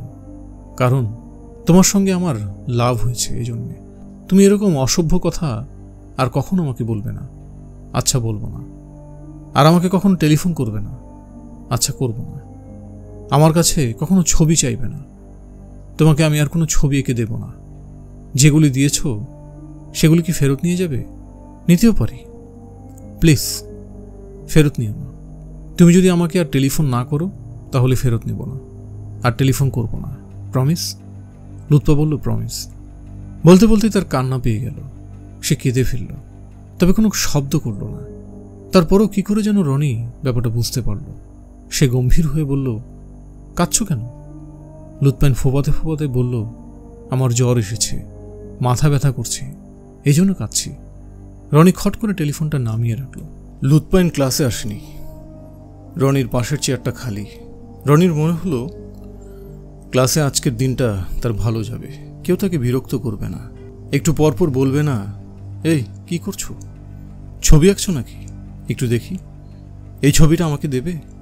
ছবি না এঁকে সে যদি জানালা দিয়ে বাইরে তাকাতো তাহলে বলতো, এই জানালা দিয়ে কি দেখছো। মেয়েটা যে কি কথা বলতে পারে। কেউ যদি মেয়েটার ঠোঁটে একটা স্কচ টেপ লাগিয়ে দিত। আজ সোমবার, প্রথম পিরিয়ড অঙ্ক মিসের নাম হচ্ছে শাহানা। উনি খুব ভালো অঙ্ক জানেন এবং ক্লাসে অনেক মজা করেন। এসেই বোর্ডে একগাদা ডেসিমেলের অঙ্ক দিয়ে দিলেন। হাসি হাসি মুখ করে বললেন, 5টা অঙ্ক দিয়েছি, যে সবার আগে 5টা অঙ্ক করে আমার কাছে জমা দিতে পারবে তার জন্য প্রাইজ আছে। রনির ঠিক সামনের সিটে বসে মিঠু। সবাই তাকে মোটা মিঠু বলে। মোটা মিঠু অঙ্ক ইংরেজি কোনো কিছুই পারে না, কিন্তু খুব প্রশ্ন করতে পারে। সে উঠে দাঁড়ালেন। কি প্রাইস মিস? অঙ্ক শেষ করো, তারপর দেখবে কি প্রাইস। প্রাইস কি আজই দেওয়া হবে? হ্যাঁ, আজই দেওয়া হবে। শুধু একটাই প্রাইস? শুধু একটাই প্রাইস? সেকেন্ড প্রাইস কিংবা থার্ড প্রাইজ নেই? মিঠু, তুমি বসো তো। মিঠু বসলো এবং পেন্সিল কামড়াতে লাগলো। পেন্সিল কামড়ানোর কাজটা মিঠু খুব ভালো পারে। রনি জানে ক্লাসের ঘন্টা পড়ে যাবে, মিঠু পেন্সিল কামড়াতেই থাকবে, একটা অঙ্ক করতে পারবে না। অঙ্ক মিস একবার তাকে জিজ্ঞেস করেছিলেন, 4 + 0.5 কত? মোটা মিঠু বলেছিল 5। লুৎপাইন থাকলে কি করত? সেও পেন্সিল কামড়াতো, তবে সব অঙ্ক শেষ করে। তারপর মেয়েটার অদ্ভুত ব্যাপার হলো, সব অঙ্ক শেষ হলেও সে কখনো হাত তুলে বলবে না, মিস আমি অঙ্ক সবগুলো শেষ করে ফেলেছি। তার নাকি ম্যাডামের সঙ্গে আগ বাড়িয়ে কথা বলতে ভালো লাগে না। শাহানা মিস বললেন, কি ব্যাপার, আজকে লুৎপা আসেনি? তিনি বিশেষ কাউকে প্রশ্ন করেননি, কিন্তু যথারীতি জবাব দিল মিঠু, মিস লুৎপা আজ আসেনি, সে গত সোমবারেও আসেনি। লুৎপা না এলে তো অঙ্কের প্রাইজ কেউ পাবে না। রনির মনে হলো মিসের কথা খুবই সত্যি। লুৎপা থাকলে এতক্ষণে সব অঙ্ক শেষ করে সে পেন্সিল কামড়াতে কামড়াতে রনির সঙ্গে গল্প করার চেষ্টা করত। মোটা মিঠু বলল, মিস আপনি কি প্রাইসটা টেবিলের উপর রাখবেন? তাহলে প্রাইসটা দেখে দেখে আমরা অঙ্ক করতাম। মিস তার হ্যান্ডব্যাগ খুলে গিফট র্যাপে মোড়া একটা প্যাকেট টেবিলে রাখলেন।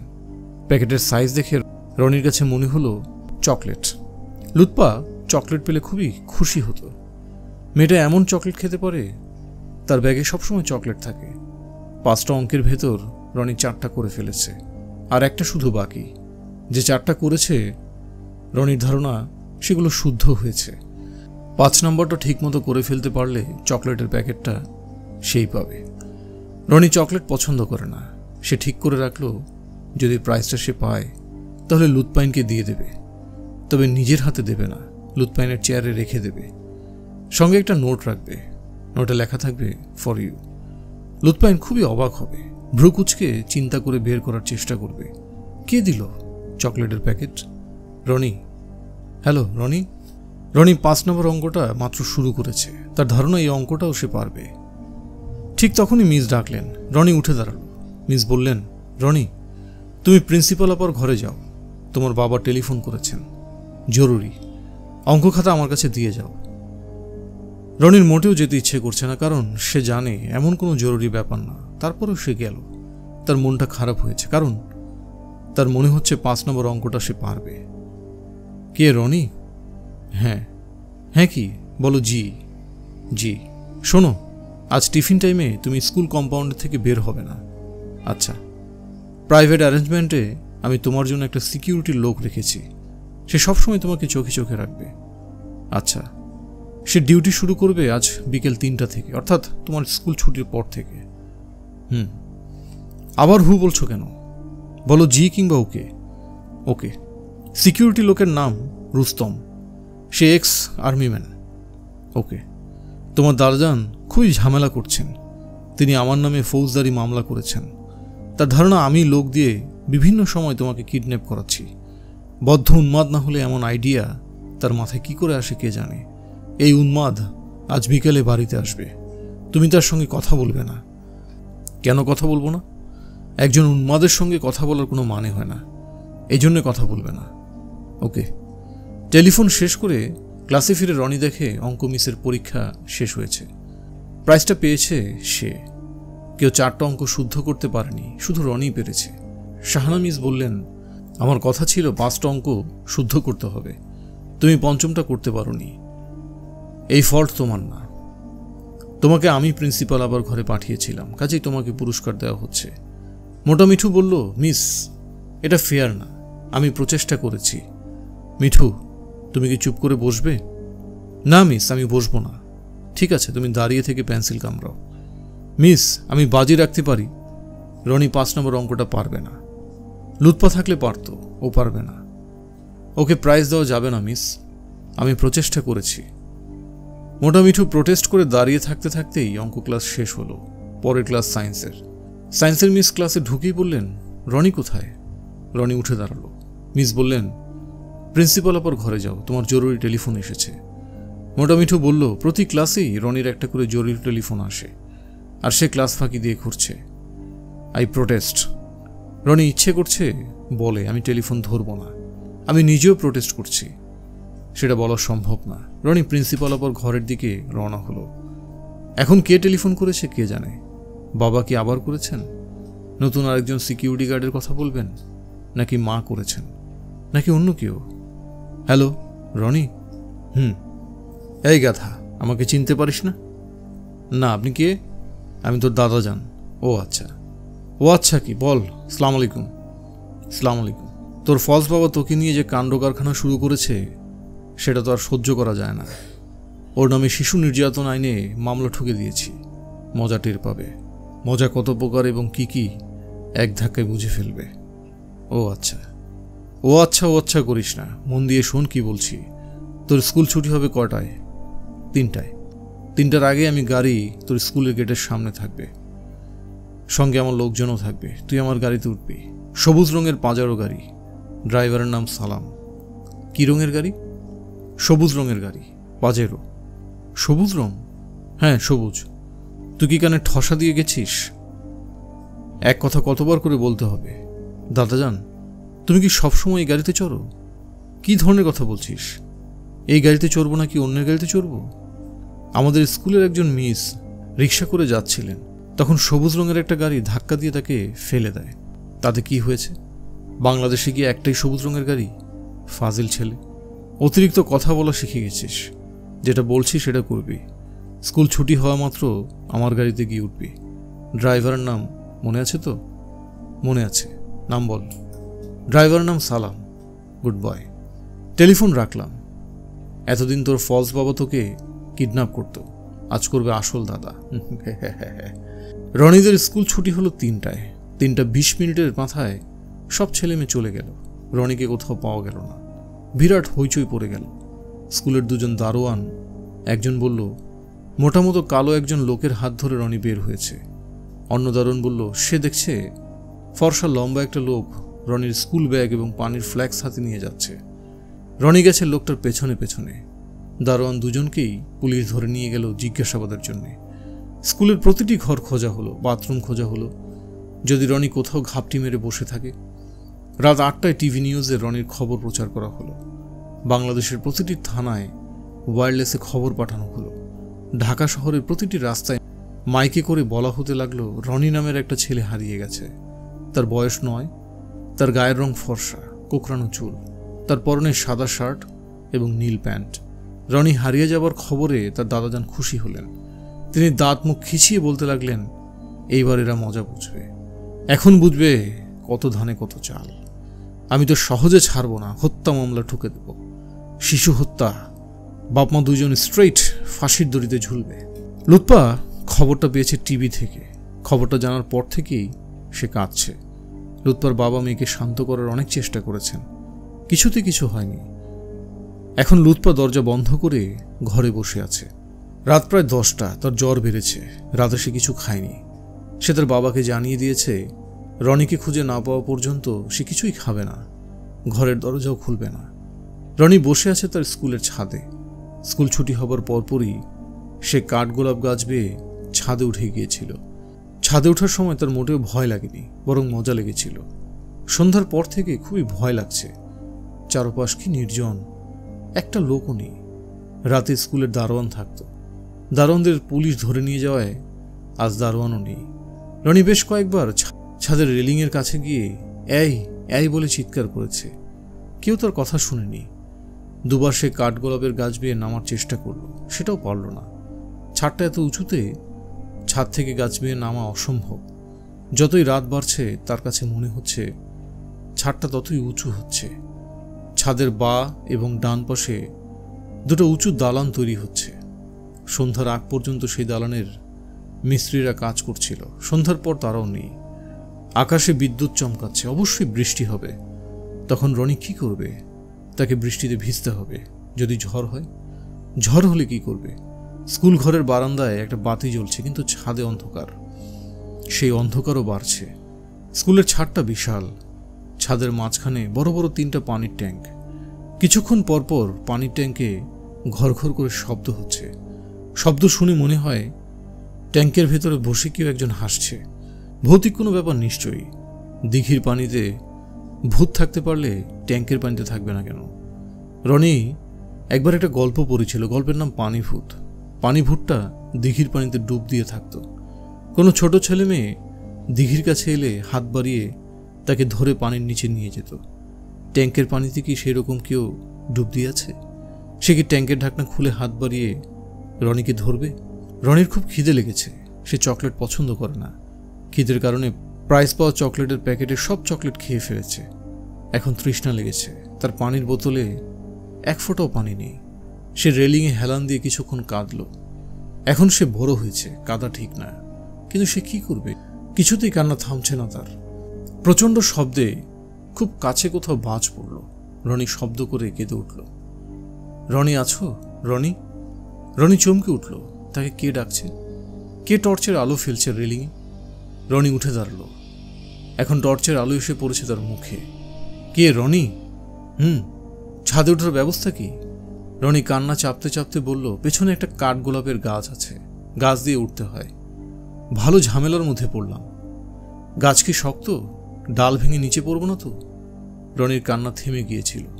এখন আনন্দে আবার কান্না পাচ্ছে। এই কান্না আনন্দের। যিনি টর্চের আলো ফেলেছেন তার নাম হাব্বত আলী। রনি বলল, আমি যে এখানে, আপনি কিভাবে বুঝলেন? হাব্বত আলী বিরক্ত গলায় বললেন, এটা বোঝার জন্য ফেলুদা হতে হয় না। স্কুল থেকে বের না হলে তুমি যাবে কোথায়? স্কুলেই থাকবে। হাব্বত আলী গাছ বেয়ে উঠলেন।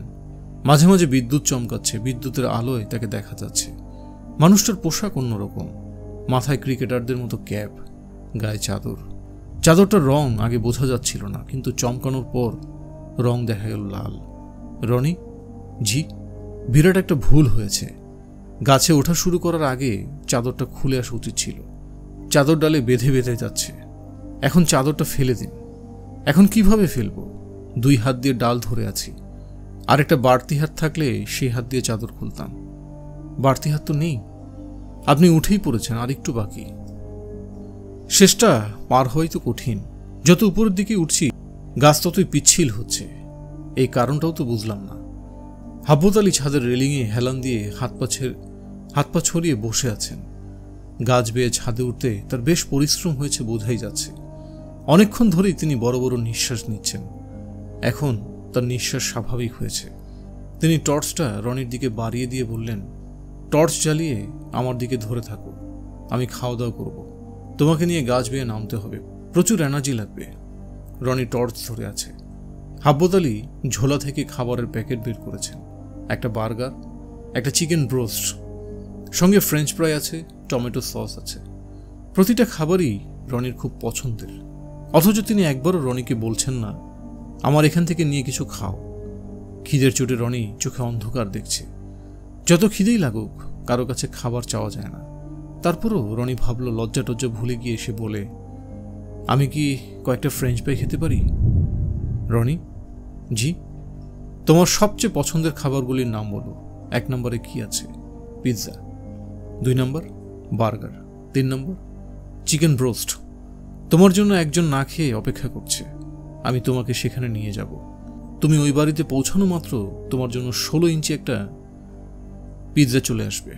16 ইঞ্চি পিৎজাতে তোমাদের হবে না? হবে। কি অপেক্ষা করছে জানতে চাইলে না? কি অপেক্ষা করছে?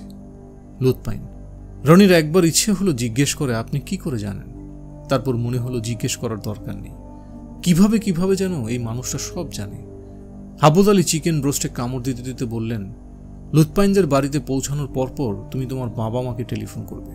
তারা খুবই দুশ্চিন্তা করছেন, দুজনেই কান্নাকাটি করছেন। বড় আশ্চর্যের ব্যাপার, এই দুজন মানুষ তোমাকে অত্যন্ত পছন্দ করেন। রনি বলল, আমি জানি। তোমার দাদাজানের কাছ থেকে সাবধান। এই বুড়ো সবুজ রঙের পাঁজরও করে ঘোরে। কে জানে ওই বুড়োই তোমার মিসকে রিক্সা থেকে ধাক্কা দিয়ে ফেলে দিয়েছে কিনা। রনি বলল, আপনি বলে দিন উনি ধাক্কা দিয়েছেন কিনা। আপনি তো সবই জানেন। হাবুদ আলী বিরক্ত হয়ে বললেন, আমি সব জানি তোমাকে কে বলল? আমি কি সুপারম্যান নাকি? আমি সুপারম্যানও না, স্পাইডারম্যানও না। তবে স্পাইডারম্যান হলে খুব সুবিধা হতো, সহজেই ছাদ থেকে তোমাকে নামাতে পারতাম। রনি বলল, আমি কি কয়েকটা ফ্রেঞ্চ ফ্রাই খেতে পারি? হাবুদ আলী বললেন, খেতে পারো না। ফ্রেঞ্চ ফ্রাই আমার খুব পছন্দের জিনিস, আমি আমার নিজের জন্য কিনেছি। রাত 11টার দিকে হাবুদ আলী রনিকে লুৎপাইনদের বাসায় নামিয়ে দিলেন। রনি এই বাড়িতে আজই প্রথম এসেছে। অপরিচিত বাড়ি, তার ভয় করছে। হাবুদ আলী বললেন, কলিং বেল টিপলেই লুৎপাইনের বাবা দরজা খুলবেন। তাকে তোমার পরিচয় দেবে। উনি লোক খুবই ভালো। তোমাদের মিসকে উনি চিকিৎসার জন্য নিজের খরচে বাইরে পাঠাচ্ছেন। কেন পাঠাচ্ছেন জানো? না, কারণ লুৎপাইন তার বাবাকে এই কাজটা করতে বলেছে। রনি শোনো, লুৎপাইন মেয়েটির সঙ্গে তুমি প্রায় খারাপ ব্যবহার করো, আর কখনো করবে না। কেন করব না সেটা তোমাকে আমি এখন বলবো না। কোনো একদিন নিজেই বুঝতে পারবে কেন তার সঙ্গে খারাপ ব্যবহার করতে নিষেধ করেছি। আমি চলে যাচ্ছি। আপনার সঙ্গে কি আবার দেখা হবে? বুঝতে পারছি না, হতেও পারে। হাবুদ আলীর সঙ্গে রনির দেখা হয় 20 বছর পর। রনি সেদিন বিয়ে। রাত প্রায় 9টা। বিয়ে হয়ে গেছে। বরকনের মুখ দেখাদেখির অনুষ্ঠান হচ্ছে। বিরাট একটা আয়না ধরা হয়েছে রনির সামনে। আয়নায় কনের মুখটা দেখা হবে। আয়নার উপর সাদা সুতার কাজ করা জালের মতো আছে। সুতার জাল সরানো হলো। লুৎপাইনের মিষ্টি মুখ আয়নায় দেখা যাচ্ছে। মুগ্ধ হয়ে তাকিয়ে আছে রনি। হঠাৎ করে চোখে পড়ল লুৎপাইনের ঠিক পেছনেই হাবুদ আলী দাঁড়িয়ে আছেন। তিনি রনির দিকে তাকিয়ে ভেঙচি কাটছেন। আজও তার মাথায় ক্রিকেটারদের ক্যাপ, গায়ে লাল চাদর। বিয়ের আসরে রনি তাকে অনেক খুঁজেছে, আর দেখা পায়নি। এখন রনিরা থাকে আমেরিকার সান ফ্রান্সিসকোর সেন্ট হোসে নামের একটা জায়গায়। লুৎপাইন একটা ইউনিভার্সিটিতে অঙ্ক পড়ায়। তার বিষয় বুলিয়ান অ্যালজেব্রা। রনি ছোটবেলায় এলিয়েনদের ছবি আঁকত, এখন তাই করে। সে একজন পেইন্টার। বাচ্চাদের বইয়ের বুক ইলাস্ট্রেশন করে। সমুদ্রের পরে অনেক সুন্দর একটা বাড়ি আছে। সেই বাড়িতে তারা একটা ঘর আলাদা করে সাজিয়ে রেখেছে। তাদের ধারণা কোনো একদিন হাবুদ আলী তাদের বাড়িতে বেড়াতে আসবেন, তখন তিনি এই ঘরে থাকবেন। একটা কথা বলতে ভুলে গেছি, রনি এবং লুৎপাইনের একটা মেয়ে আছে। লুৎপাইনের আগ্রহে মেয়েটির নাম আমি রেখেছি। নাম হলো লীলাবতী। বাবা মা দুজনই অবশ্য তাকে ডাকে লীলা বলে। হুমায়ুন আহমেদ। উপন্যাসটি এখানেই শেষ। আমাদের আয়োজন যদি আপনাদের ভালো লেগে থাকে তাহলে অবশ্যই সাবস্ক্রাইব করে আমাদের পাশে থাকতে পারেন। আর আপনারা যদি উপন্যাসের পাশাপাশি ছোট গল্পে আগ্রহী হন তাহলে আমাদের মূল চ্যানেল কুপির আলো সাবস্ক্রাইব করতে পারেন। কুপির আলোর লিঙ্ক ডেসক্রিপশন বক্সে দেওয়া হলো। দুটি চ্যানেলই সাবস্ক্রাইব করে আমাদের পাশে থাকতে পারেন। ধন্যবাদ।